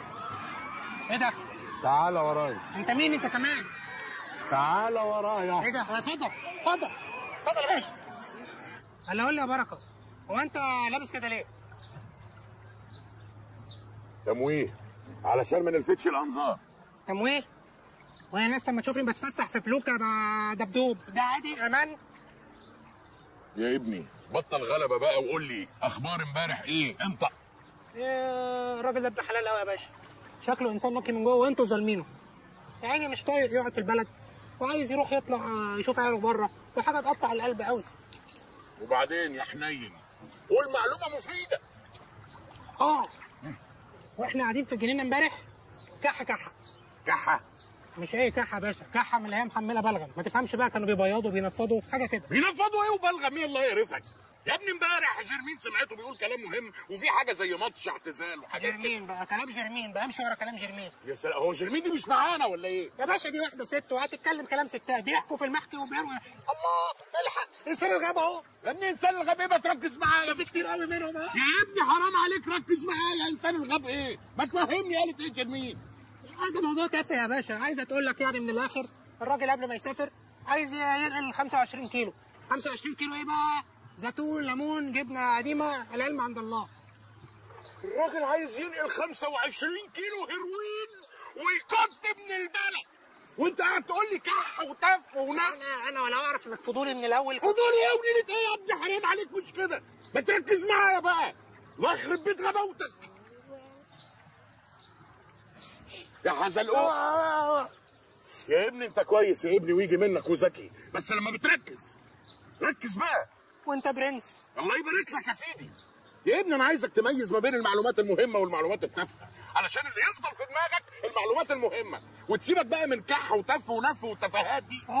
عشان انت كلمتني بالراحه اهو من غير قفش. القفش ملوش رجلين ومعروفه. انت قلت لي ايه بالراحه وانا فهمتها واستوعبتها. فهمت انت كده خلاص. وانت شايفني غبي يا باشا؟ لا العفو العفو. بقول لك يا باشا. نعم. ممكن ناخد لفه كمان وتصورني بالموبايل مع وانا جايب ابن اختي معايا بفتحه. لفه ايه يا ابني ودينة ايه؟ حرام عليك مش كده. من عشم يا عم. هتشلني؟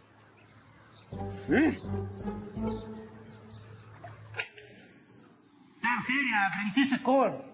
اهلا يا ادم، تعالى. جيرمين هنا. ازيك يا ادهم؟ الحمد لله. لا لا لا كفايه كده بقى على تاني. معلش يا مستر عزام، دي اخر واحده واهم واحده.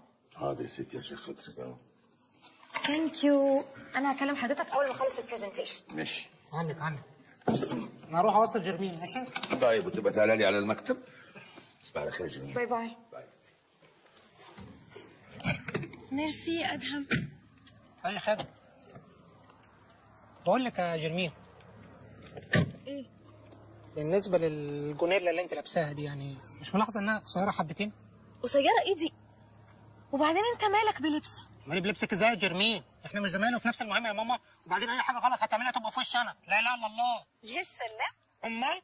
ولعلمك بقى انا فاهم دماغك كويس قوي، انت مفكره ان انا بقى ايه بعمل الكلام ده حب سيطره وانا الراجل وايه والجو ده. لا يا ماما، واحنا نازلين الراجل ده بص لك بصه مش تمام. انا فهمتها لان انا راجل. بصيت له اما الداير عمل نفسه ما عملش حاجه. ارجوكي خلي بالك على نفسك. ماشي يا حزلقوم. اتكل على الله. باي.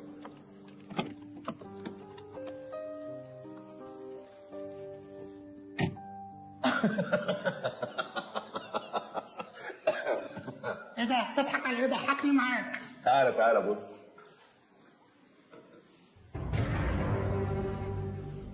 ده انا يعني. فاكر اليوم ده؟ ده يوم يتنسي يا باشا. ايه ده؟ ايه ده؟ طب بقول لك ايه؟ هي ايه الكليبات ده ايه؟ شوف يا ادم، انا مفيش صفقه عملتها ولا رشوه دفعتها من غير ما اكون سجلتها صوت وصوره، عشان لو وقعت ما اقعدش لوحدي.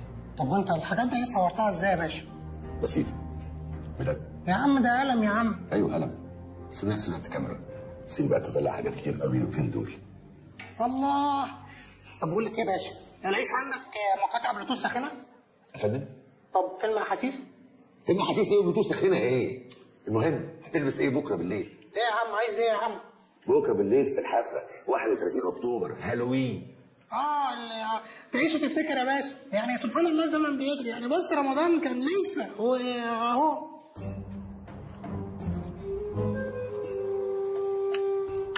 الأقصر بلدنا بلد سواح فيها الأجانب تتظبط. الأقصر بلدنا بلد سواح فيها الأجانب تتشقلط. الأقصر بلدنا بلد تفاح. يا ابني تفاح ايه والاقصر ايه واحنا في الاهرامات؟ يا باشا ما كله شغل فراعين. صباح الفل. ايه الاخبار؟ الحمد لله رضا.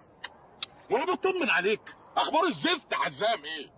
يا باشا ما فيش معلومات جديده. يعني الراجل اليومين دول متخذني كصديق. ايه؟ متخذني كصديق انا. ومش عارف اقول لك ايه. تعشينا امبارح. ها مفيش حاجه تاني غير كده؟ مش لاقي معلومات جديده يا باشا والله. يعني مثلا تقدر تقول ايه؟ الراجل بيشرب شاي من غير سكر وعامل دايت. انت مش اتنيلت امبارح كلمتني قلت لي عايزين نتقابل النهارده ضروري؟ يا طالع يا باشا. معلش انا اصلا كنت عايزك في موضوع شخصي يا باشا. يا حزلقوم خليني ضارب المشوار ده كله عشان موضوع شخصي. معلش يا باشا من عشمي بقى. نعم يا حزلقوم. بص يا باشا، في كليبايه في قلب الكمبيوتر بتاع عزام بيه. الكليبايه دي تخصني بالصلاه على النبي بعد ايه ما اخلص المهمه بقى. فيها ايه الكليبايه دي؟ كليبايه يا باشا دي عزام مصور ادهم وهو بقى بعيد عنك عمال يضرب في راجل ويذل فيه والكلام ده اهو. انا بقى كنت عايز اخدها عشان ايه؟ اوريها لايمن ابن احلام كراويه ده جارنا وفاتح سايبر. اكمن انا شبه ادهم فبان ان انا اللي بعمل الشقاوه ده ايه بالراحه يا ابني عليا، بالراحه الله يبارك لك. يعني هو دلوقتي عزام مصور حاجات وبيعمل ايه بقى؟ انا هفهم حضرتك يا باشا. هو عنده ايه؟ كاميرا على شكل لا مؤاخذه قلم. دي بقى طول اليوم حاططها في جيبه وبيصور بيها بقى ايه؟ كل الرشاوي والعمليات الزباله اللي بيعملها. وكمان ماسك بيها سلة اعلاس كبيره قوي في البلد. كل الكليبات ده ايه؟ جنب الكليب اللي انا عايزه في نفس الملف في نفس الكمبيوتر. عايز حاجه؟ السلام عليكم. تعالى هنا. في ايه؟ انت البعيد ايه؟ انت البعيد ايه؟ في ايه يا باشا؟ في ايه؟ في ايه يا جاحد يا متخلف؟ ده انا من صباحة ربنا ببيض على معلومة وانت قاعد تقول لي اتغدينا وشاي وسكر ودايت ومتخذني. هشحتها منك. انت قاعد ما بتقوليش المعلومات دي على طول ليه؟ اصل عزام بيه مشدد عليا ما جابش سيره لحد. حسام ايوه هات لي الحبايه من على الجمل بسرعه. حاضر. كفر لك شهر يا باشا. في ايه؟ مالكش دعوه. مالكش دعوه. بتعالج بسببك يا بعيد. جبت لي العله والمرض. شكرا. انا بعمل عشانك يا باشا. مالكش دعوه بيه. مش ده؟ ولا ركز معايا. احنا عايزين نحصل على التسجيلات دي في اسرع وقت. عايزك النهارده بالليل. لا معلش النهارده بالليل ما ينفعش نحصل على اي حاجه. وده ليه بقى؟ ليه؟ البيع وراه ايه بالليل؟ اصل عزام بيه عازمني على حفله. حفله ايه دي؟ حفله عيد الهلع اللي هي بالانجليزي الميلانين باين. الهالوي ما علينا. الحفله دي في بيته؟ امال في بيته؟ انا اسف، انا اللي حمار، انا اللي مش فاهمك، انا اللي تعبك معايا يا باشا انا الكلام اخده على طمال. يخرب بيتك يخرب بيتك لبيت سنينك. معلش يا باشا. حسام يا باشا، انا جاتني حته دي الفكره. طبعا حضرتك دلوقتي بتفكر وتقول ان دي انسب فرصه لحزلقوم انه يسرق التسجيلات، يعني باعتبار انهم قاعدين في حفله تنكريه فعزام هيبقى مالي في الحفله، فحزلقوم ممكن يدخل مكتب عزام بكل سهوله. حلو حلو، قولها له.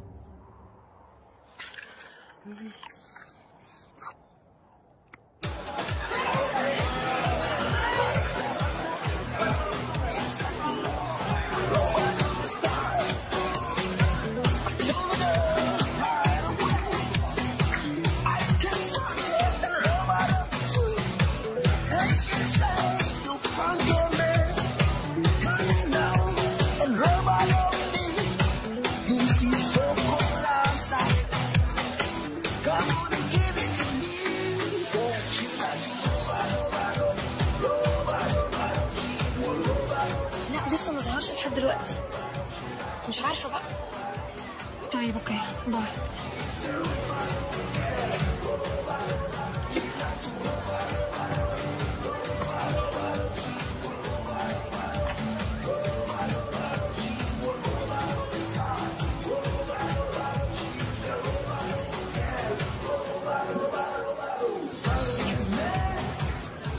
ايه اللي اخرك كده؟ اعمل ايه يا جرمين؟ كل ده الراجل بتاع الملابس. ايه اصلا اللي انت لابسه ده؟ انا كان عليا كنت عايز البس بتنجانات بس رحت عنده ما لقيتش الا موزه وخياره، قلت البس موزه احسن. طب يلا بقى ما تضيعش وقت، اطلع انت على المكتب وانا هشغل عزام. ايه يا جرمين؟ الدنيا ما طارتش، نقعد كده نستهدى بالله نفتح البوفيه ناكل لقمه نشرب سبورت. هو انت جاي تاكل ولا جاي تشتغل؟ لا لا والله بقى. طب بص، لو طلعت المكتب وخلصت بسرعه انا هجيب لك كل اللي انت عايزه. بجد والنبي؟ بجد. طب بقول لك ايه؟ بص كده حوالينا، في حد بص علينا؟ لا مفيش فيه. بص خدي لما مؤاخذه الكيسه السمراء ده اهي، حط لي فيها حتتين جاتوه، واحده بالفواكه ماشي وواحده مش بالفواكه، وعايز سندوتشات اللي هي معموله بالريتش باك الطري ده. يلا سلام عليكم. استر يا رب. تفتكر يا حسام حزلقوم هينجح في المهمه دي؟ لا. يا ستار. الو. ايوه حزلقوم، انت فين يا ابني؟ انا اسمك باشا، انا في مكتب عزام بيه دلوقتي. طيب افتح الكمبيوتر. انا قاعد الكمبيوتر اهو. افتح الكمبيوتر. انا قاعد الكمبيوتر اهو. يا ابني ما تفتحه. فتح. انا مش شايف حاجه من اللي انت بتعمله. وريني انت بتهبب ايه يا ابني. ثانيه واحده. تمام، وصل الفلاشايه بقى. ده كان حته جون، بس الرفعه اللي رفعها ناني بقى هي السبب في الجون. انا متهيألي روني هو اللي رفعها. لا لا لا لا ناني، انا متأكد روني. ناني روني. ايه البواخه اللي انت فيها دي؟ بقول لك ناني. صدقني روني كده. طب تعالى معايا على المكتب هفرجك على الجون على اليوتيوب. على فكره انا لسه شايفه الماتش ده قبل ما اجي وناني هو اللي رفعها. شفت بقى شفت؟ لا انا متأكد روني. لا ده انت راجل سئيل بجد. طب قدامي على المكتب بقى. ايه مستر عزام هتسيب الناس في وسط الحفله وتمشي؟ هم 5 دقايق يا حبيبتي، ده راجل دماغه عامله زي البرطوشه، مش هيقتنع غير لو شاف الجون. عن اذنك فوت. مستر عزام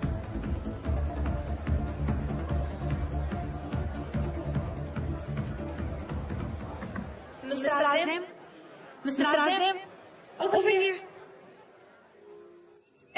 كل سنة وحضرتك طيب، وكل سنة وكلكم طيبين، وعقبال الهالوين بتاع كل سنة.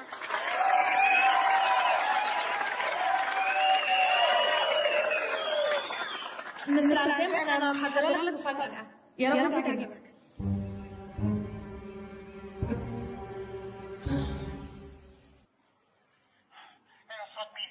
وصلت لمؤاخذه الفلاشايه.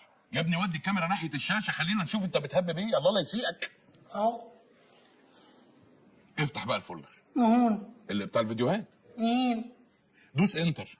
مهون. بين الزراير يا ابني على اليمين هتلاقيه. مين؟ يا ابني خطوه حرام عليك مش كده. يا عم بقى ما تزعليش يا عم. بص ثانيه واحده. انت قصدك الزرار ده اهو؟ اتنيل دوس عليه. وريني كده. بس هو كده بيحمل. اول ما يخلص تحميل تشد الفلاشايه وتطلع تجري. تمام؟ الله شفت ازاي يا عم من غير زي كل حاجه بتمشي؟ هخلص وهكلم حضرتك. يلا سلام. الله يهدك. يلا حمل يا عم الكمبيوتر.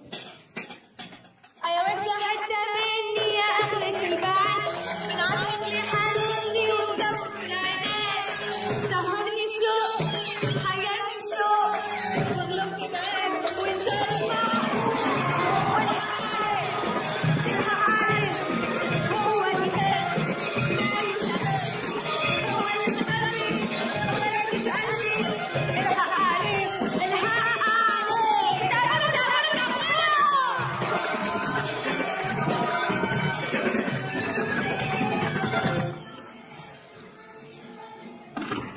المهمات طلعت سهله اهي. امال ايه جو مهمه صعبه ومهمه مستحيله؟ وش تدريبيه وطعون صباعي. بس على فكره انت شكلك تقلتي قوي في الشغل.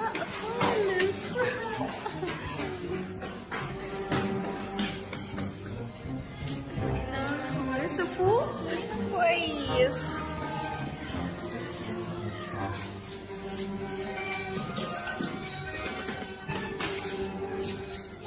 ايه ده؟ انت هتوديني فين تاني؟ تعالي هنا بس السطوح طراوه ايه ما اقولكيش.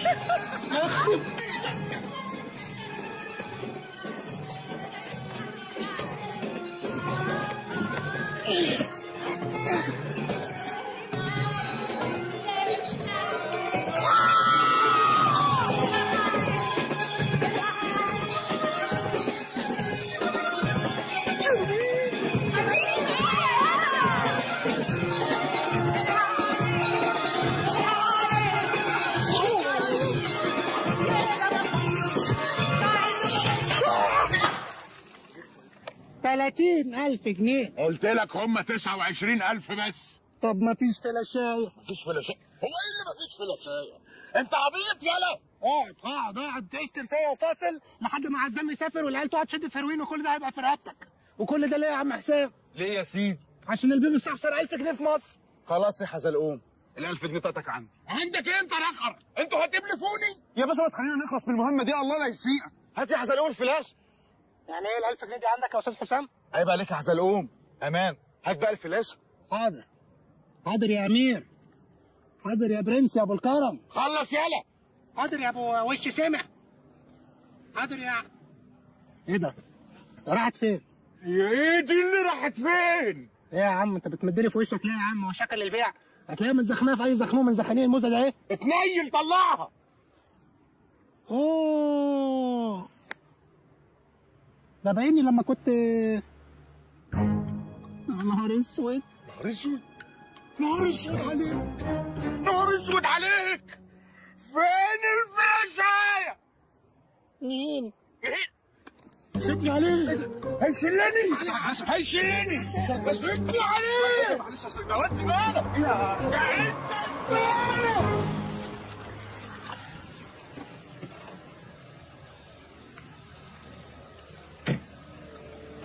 انت الفلاشايه هي سبب بيه. سوري يا حزلقوم اتاخرت عليك، اصل بعد ما انت اديتني الفلاشايه. ايه الهبل ده؟ انا اديتك فلاشايه؟ ايوه اديتني الفلاشايه في الحفله لما كنا واقفين عند منط البسين. لما كنا عند البسين. قلت لي لا اخرك لحد دلوقتي. سابني ساعه عمال افصل في ال1000 جنيه بتاعتك عرقك. فلاشتك معاك يا ابن والدي. السلام عليكم. يلا بينا بلاش كلام فاضي يلا.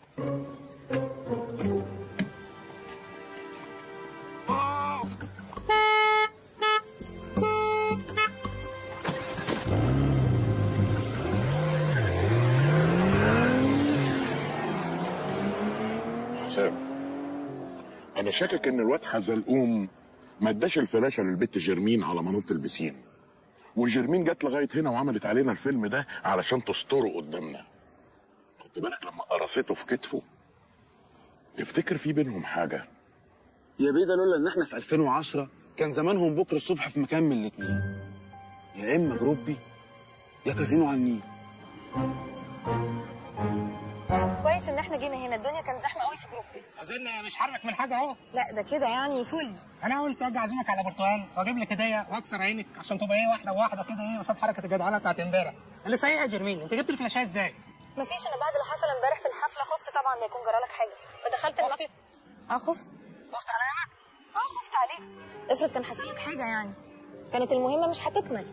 طب سؤال شخصي كده يا جيرمين عدم لا مؤاخذه يعني واحده بسم الله ما شاء الله يعني جميله ومهذبه زيك ومقرعره ما شاء الله يعني، ايه مفيش حد في حياتك؟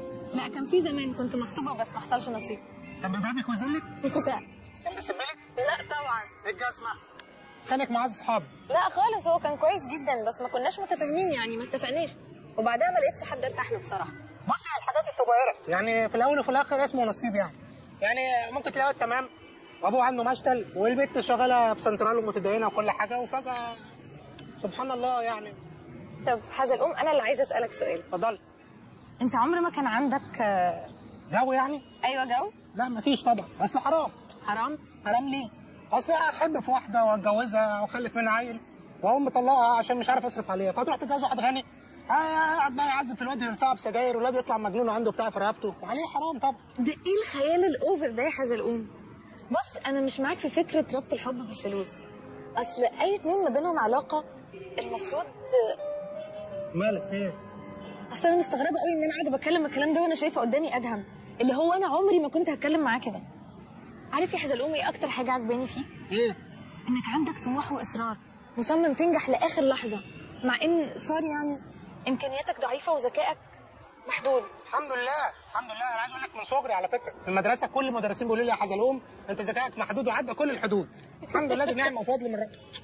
الحمد لله. انت مين مثلك الاعلى يا حزلقوم غير مامتك؟ انا مثلي الاعلى قول انت الاول. طب انا مثلي الاعلى اوبرا، تعرفها؟ اه طبعا، دي المحطه اللي قبل السادات على طول، ده الطريق اللي هو مش المرج، بس دي زحمه قوي يا جرميل. لا يا حزلقوم، اوبرا دي اشهر وانجح مذيعه في العالم. اه دي المذيعه الشهيره دي.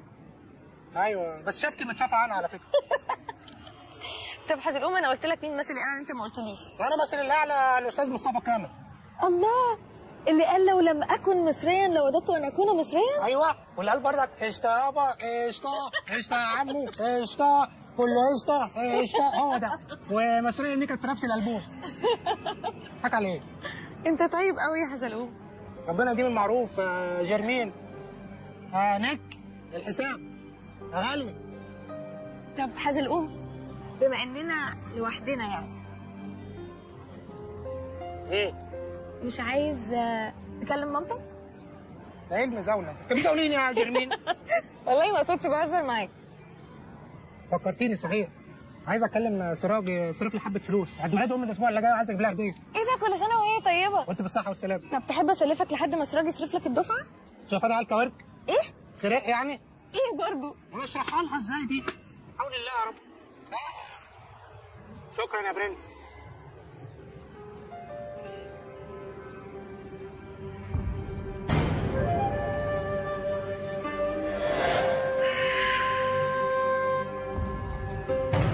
يا ابني انت مش موت يا ابني. حال عزيه عشيائي؟ لا دي اشياء جرمين.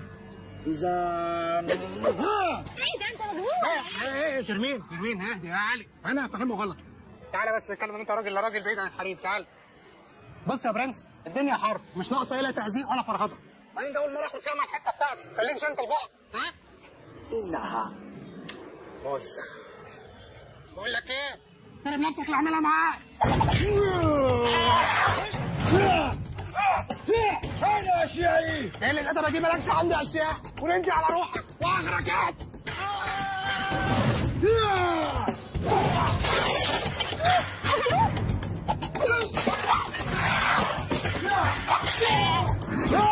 اشيائي وهي انساك. انتظر ارجوك، لا تقتل رجلا ضعيفا رضيعا امام المزه بتاعته. ينفع كده يا ابو الجبهتين؟ صح. هي دي اخلاق النينجا. ولكني سأهود. براحتك يا باشا، اديك عرفت المطعم.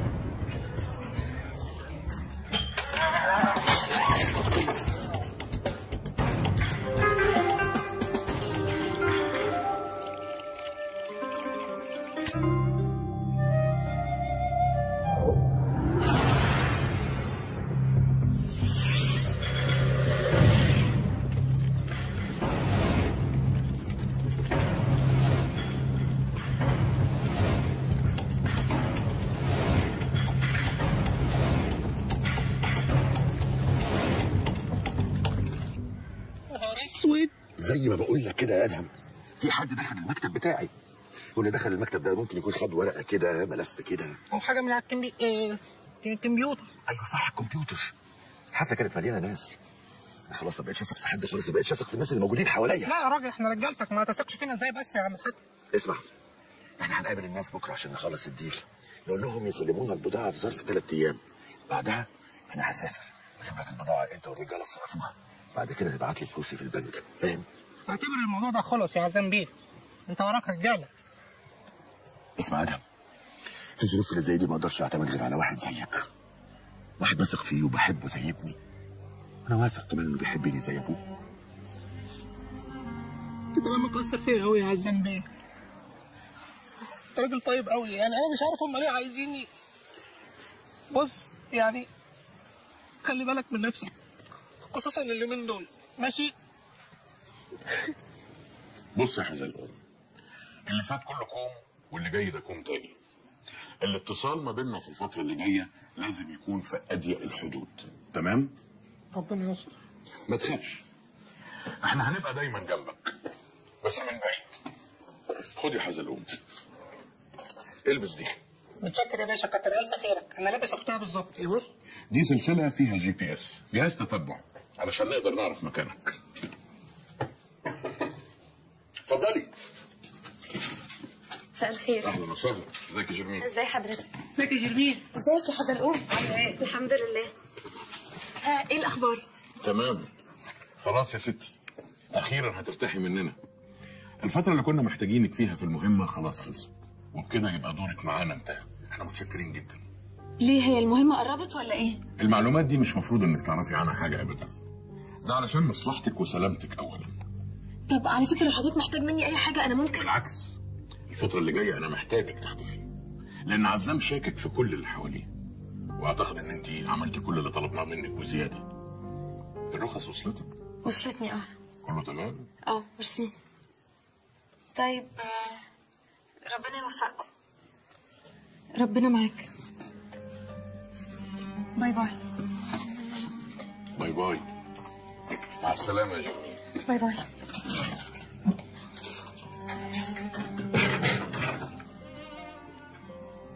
طب يعني عدم المؤاخذة، وبالنسبة للأنسة جرمين هي كده خلاص مش معانا تاني؟ خلاص. طب أنا عايز أروح الحمام، ممكن؟ اتفضل خش الحمام. والله هو هنا؟ طب ممكن أروح هناك؟ اتفضل. جرمين؟ إيه يا جرمين؟ أنت كده بروح طب شكرا شكرا سلام سلام، ولا كأنها آخر مرة نتقابل فيها؟ ليه بتقول كده يا حزلقوم؟ ان شاء الله هشوفك تاني. والله ما عارف يا جرمين، أصل عم سراج قفلني بصراحة من ساعة ما اداني السلسلة دي. سلسلة إيه دي؟ مش عارف، بيقول لي فيها جهاز BMX بيجيبك في أي وضع أنت فيه في أي مكان. GPS يعني أنت مش عايزة أي حاجة؟ ميرسي يا حزلقوم، عايزة سلامتك. الله يسلمك. بصي أنت معاكي رقم أمي، كلميني في أي وقت لو عايزاني. حاضر إن شاء الله. وأنت ربنا معاك في اللي أنت داخل عليه ده، بس أنا متأكدة إنك قدها وهتعمل حاجة كويسة أوي إن شاء الله. والنبي؟ والنبي. ربنا يستر. بصي يعني هي كانت فرصة سعيدة، وعهد مين ده؟ أعمل إيه؟ لا يعني قولي وعهد الله. وعهد الله. وحق من جمعنا من غير ميعاد. أنت أكتر بني آدم استريحت لها بعد أمي. وأنت كمان يا حزلقوم، أنت ما تعرفش أنا ارتحت لك قد إيه. خلي بالك من نفسك بليز. وأنت كمان يا جرمين. لا لا الله محمد رسول الله.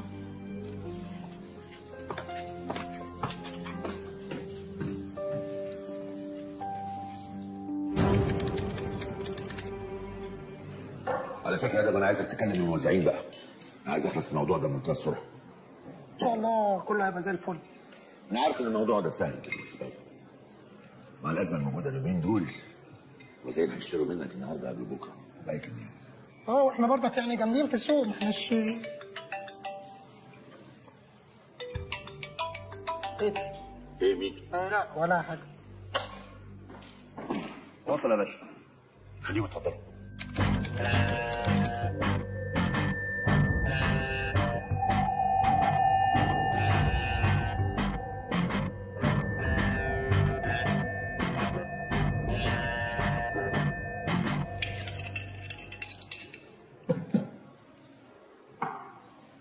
Thank you. Welcome.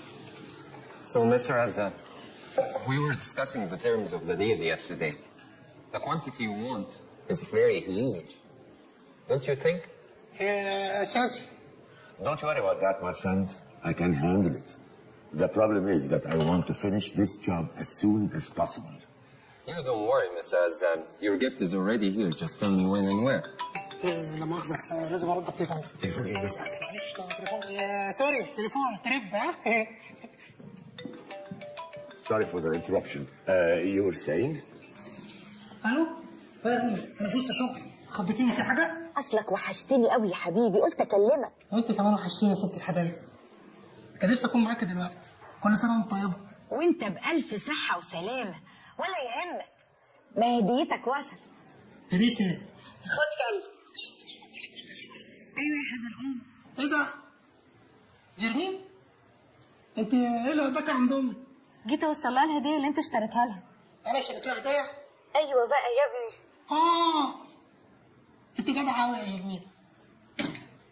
So, this is gonna happen. What's happening, Mr. Azam? Nothing. I think that they are checking the right system. مش عارف اشكرك ازاي يا جرمين، بجد والله. It's gonna be transferred to your... See? It's already fixed. يعني غلطتك بتزيد عندي يوم بعد يوم. He's a little bit... جرمين بقول لك ايه؟ ممكن اطلب منك طلب؟ قول لامي بقى على كل حاجه، قولي لها على كل حاجه. نفسي اخليها تفتخر بيا ان انا مره ماشي؟ قولي لها بقى ان انا في مهمه سريه، وقولي لها ان ترك باشا كان مدربني، وقولي لها بقى انا مجاهد وعايز اروح الغدا، وقولي لها بقى انه من الاخر ابنك هيبقى بطل عشان شغال مع الحكومه، ومش هيهتلوا بال الا لما يلف حبل المشنقه على رقبه عسام الكلب. ماشي؟ بس بقول لك ايه؟ شددي عليها ما تجيبش سيره لحد. ينكشف. Are you okay, Mr. Azam? ايه يا ملوك السوق لا مؤاخذه. ايه بقى هنعمل ايه؟ كلام على ايه بقى؟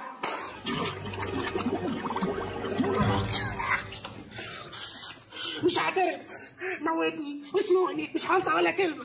مش هتنطق ايه؟ ما انت قلت كل حاجه خلاص. ايه ده صحيح؟ امال انت يا عم بتحاسبني ليه يا عم؟ عشان انت عبيط. وبعدين ايه الاجواء القديمه اللي انتوا عاملينها دي؟ جايبين لي واحد شبه ادهم وزارعينه مكانه.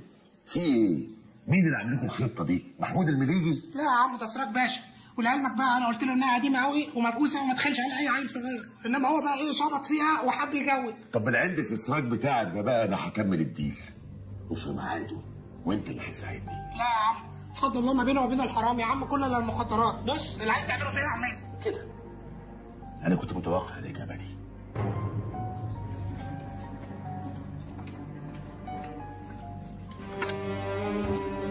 ماما ابني ماما حزلقوم يا ابني حزلقوم.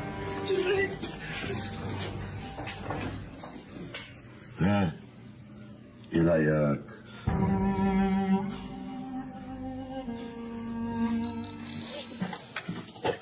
الو.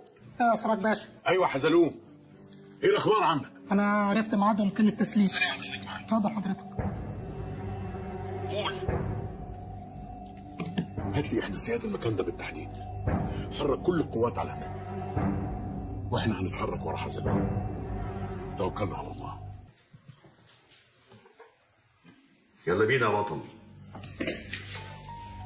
طب هم يا جرمين؟ ما تقلقش عليهم. رجالتي هياخدوهم لمكان امان بعد ما نتحرك من هنا. ايه ده؟ هم مش هيفضلوا هنا؟ طب انا عايز اشوفهم. ابني حبيبي. انتوا كويسين؟ انت كويسه يا امه؟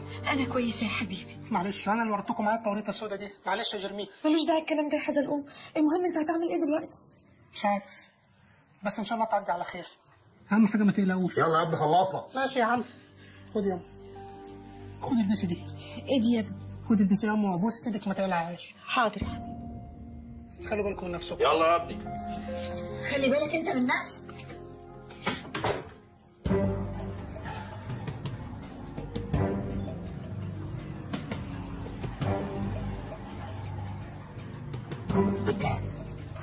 ثانية واحدة يا فندم، في في حاجه غريبه جدا بتحصل. ايه؟ الاشاره بتاعت السلسله ما اتحركتش من الفندق اصلا. ازاي؟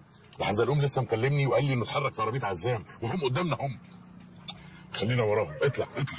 سؤال شخصي عدم المؤاخذة يا جرمين يا بنتي، يعني واحدة زيك كده بسم الله ما شاء الله، متعلمة ومهذبة ومقرقرة ما شاء الله. من غير ما تكملي يا طنط، انا ما فيش حد في حياتي. يا اختي ونبيها كمان ما شاء الله، اسم الله اسم الله. يلا يا جماعة. يلا يا ست انتوا ايه بقى هتودونا على فين تاني؟ يلا دلوقتي. طيب بالراحة علينا شوية. يا فندم في حاجه اغرب بتحصل دلوقتي. ايه؟ السلسله اتحركت وماشيه في عكس اتجاهنا. اكرم اقطع عليهم الطريق. ازاي يا فندم؟ اسمع اللي بقول لك عليه، اقطع الطريق.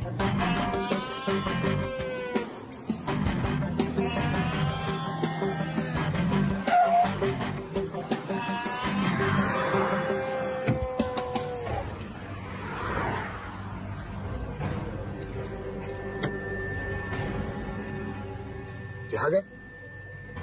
لا مفيش حاجه. اطلع.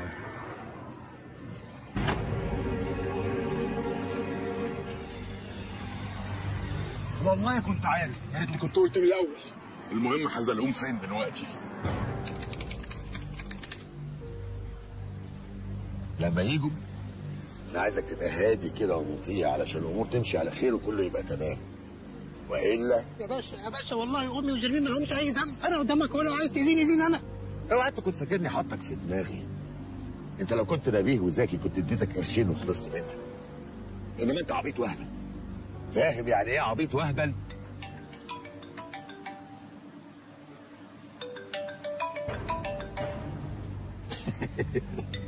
سراج مهمة، مش بقول لك عبيط وهبل؟ أو جم.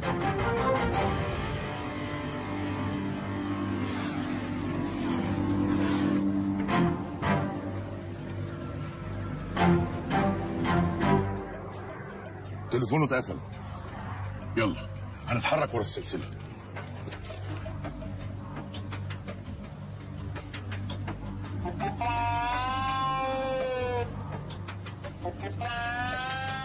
Hello. Did you get the merchandise? Your friends.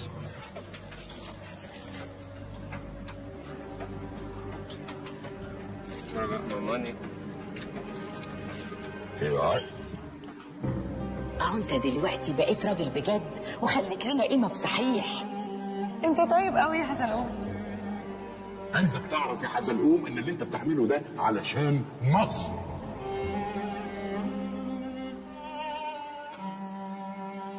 اعمل الصح.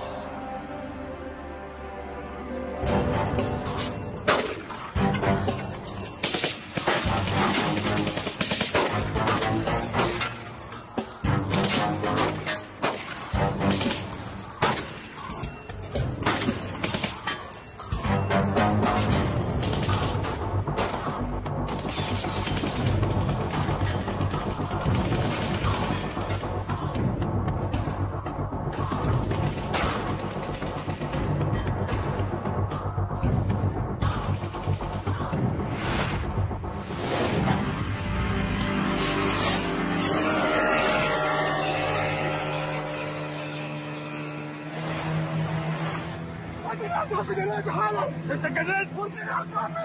طيب خلاص حاضر.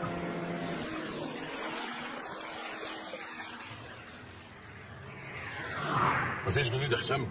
لا يا فندم، السلسله مستقره في مكانها وما اتحركتش. ربنا يستر بس وما يتحركوش تاني. واحنا يا فندم يعني لازم كل مره نوصل متاخرين؟ زماننا دلوقتي فينا شويه اكشن حلوين والله. دوس يا اكرم، خلينا نلحق الاكشن. شوف يا جرمين يا بنتي، المثل بيقول اخطب لابنك وما تخطبش لبنتك. لا قصدي هو بيقول ايه، اخطب لبنتك وما تخطبش. مش مهم يا طنط، ما علينا. انت زي بنتي وحزلقوم ابني، فانا بصراحه كده عايزاكي لابني. حضرتك تكسفيني يا طنط. اكسفك ده ايه بس، هو يرجع، ده ابني وفقري وانا عارفاه. ان شاء الله هيرجع بالسلامه. يا رب يا رب.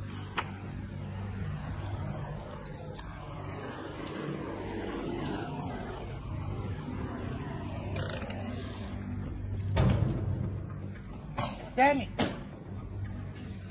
قول للعيال دي تنزل سلاح. فين امي وجرمين؟ انا اهو تعالوا. حبيبي يا حبيبي. الحمد لله. البوليس جاي دلوقتي حالا. امال انت مفكر ايه؟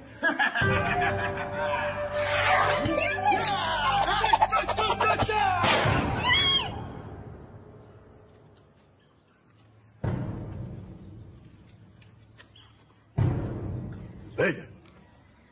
الواد ده مش كان قادح وقتله قبل كده ولا ايه؟ لسه لغايه دلوقتي ما لقاش اشياءه؟ يا بيه انا لوحدي قتلت فيه 3 مرات قبل كده وبولع فيه ولسه عايش. حاجه استغفر الله العظيم يعني. طب باذن انا بقى خلصوا عليهم. اين اشيائي؟ اشياء ايه يا ابني؟ اصمت مكانك.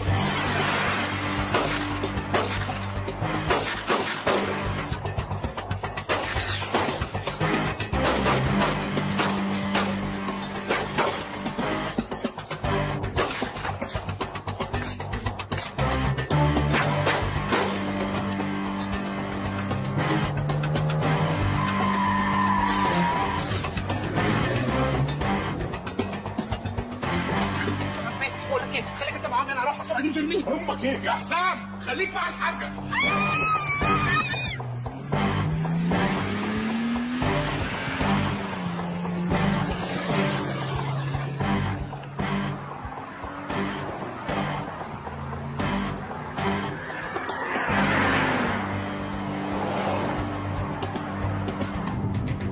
ثبته بالمسدس ده. وده مسدس حقيقي؟ ابعدوا عن وشي. ماشي يا عم من غير ما تزعق يا عم. ايه حطه بره العربون. معاك واحد غيره؟ وقعته. يخرب بيتك يخرب بيتك. وقعته. انت لبست المطب يا عم.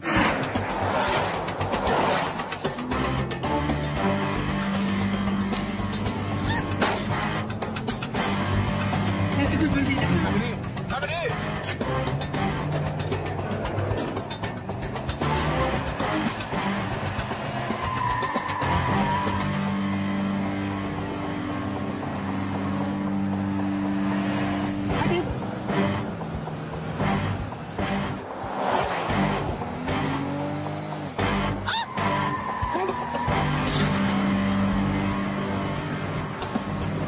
ما بديهاش بقى. استنى هتعمل ايه يا مجنون؟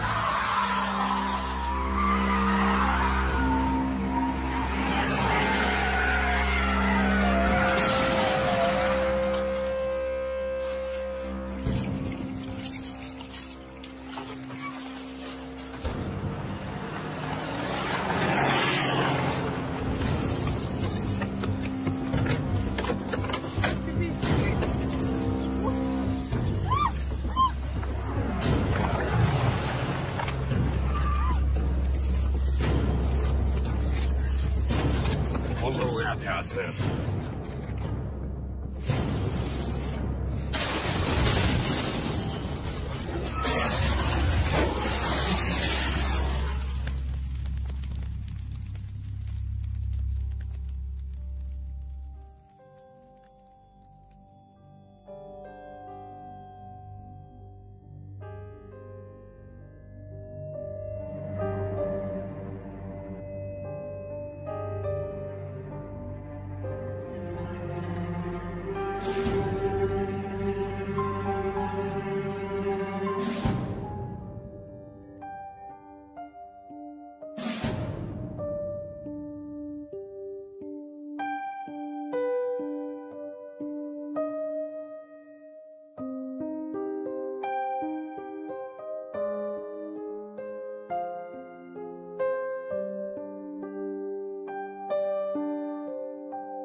انا متشكر قوي يا حزلوم.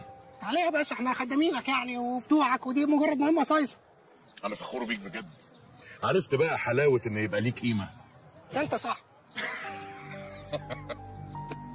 هتوحشنا قوي يا حزلوم. خد بالك من نفسك. وانت كمان يا باشا. باشا بقول لك ايه، في حوار كده كنت عايز اكلمك فيه عشان ايه ما بقاش شايل منك يعني حاجه. قول يا حزلوم. بالنسبه للصوبع اللي حضرتك قطعتولي ده، ولا حد بص عليه ولا ليه اي 30 لازمه، ولابس جزم طول المهمه ومحدش سالني عنه. خلاص يا حزلوم قلت لك هعوضك عنه ماديا. لا فين بقى؟ فين شفتش حاجه؟ في شيك هيوصلك. فين يا عم في شيك حسين؟ في شيك هيوصلك بمبلغ اكتر من اللي اتفقنا عليه بكتير. مرضي كده؟ اذا كان كده ماشي يا عم، يعني كده تبقى المصلحه قضيت. اشوف بقى المصلحه الثانيه. ها سلام. ايه يا ترمين؟ عامله ايه دلوقتي؟ انا اسف. حزلقوم، ميرسي قوي قوي انك انقذت حياتي. انت بجد كبرت في نظري جدا. يا جماعه انا كل ما اقابل حد يقول لي متشكر وميرسي وكبرت وصغرت، يعني بقول لك ايه، انا عايز اجيب الحاجه واقابل ابوك وامك، ماشي؟ ها؟ على فكره تقريبا الحاج بتقابل ابويا وامي، ماشي؟ نهار اسود على الحاج، تخلص على طول. انا كان نفسي اعيش معاك شويتين اللي في الاول دول، نشد سوا على المقطم، نطلع على مصنع كراسي. طب احنا ما ينفعش نطلع مصنع كراسي واحنا متجوزين؟ انت صح، لعلمك بقى انا كنت بختبرك. ماشي. طلعت برنسيسه. محتاجين عشان نطلع المستشفى؟ ماشي هطلع معاك. تفتكر هيتجوزوا؟ يا باشا الحدوته دي عمرها ما تخيب ابدا. انا قلت كده برضه. الله اسم الله عليك يا جرمين، انت هتفرق اجيب لك سبورت؟ لا انا بس زبرت مين يا حزلقوم؟ ما تقفلنيش منك بليز. خلاص اهو خلاص. ايه يا اسطى اطلع بينا. انت كويسه يعني؟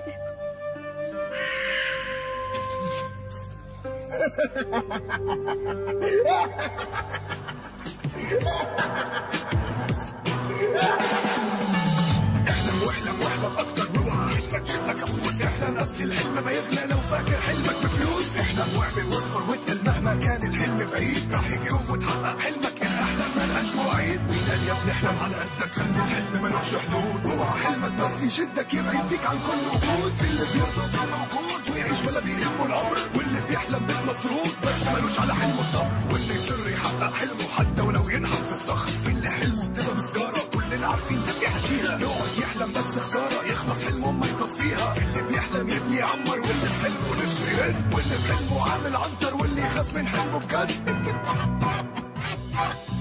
عجزت كبرت انا لسه صغير، لا انا سبت ما تحلم انت، اصلي ضعيف واكيد مش هقدر، سيبني في حالي ما عنديش مصدر. دي حاجات بنقولها ولا نفكر وحاجات بايته وكلها ورا. لو هتحاول مرة تجرب أحلامك هتشوفها العين. أحلام صاحي وأحلام نايم، أحلام وفي كلتا الحالتين.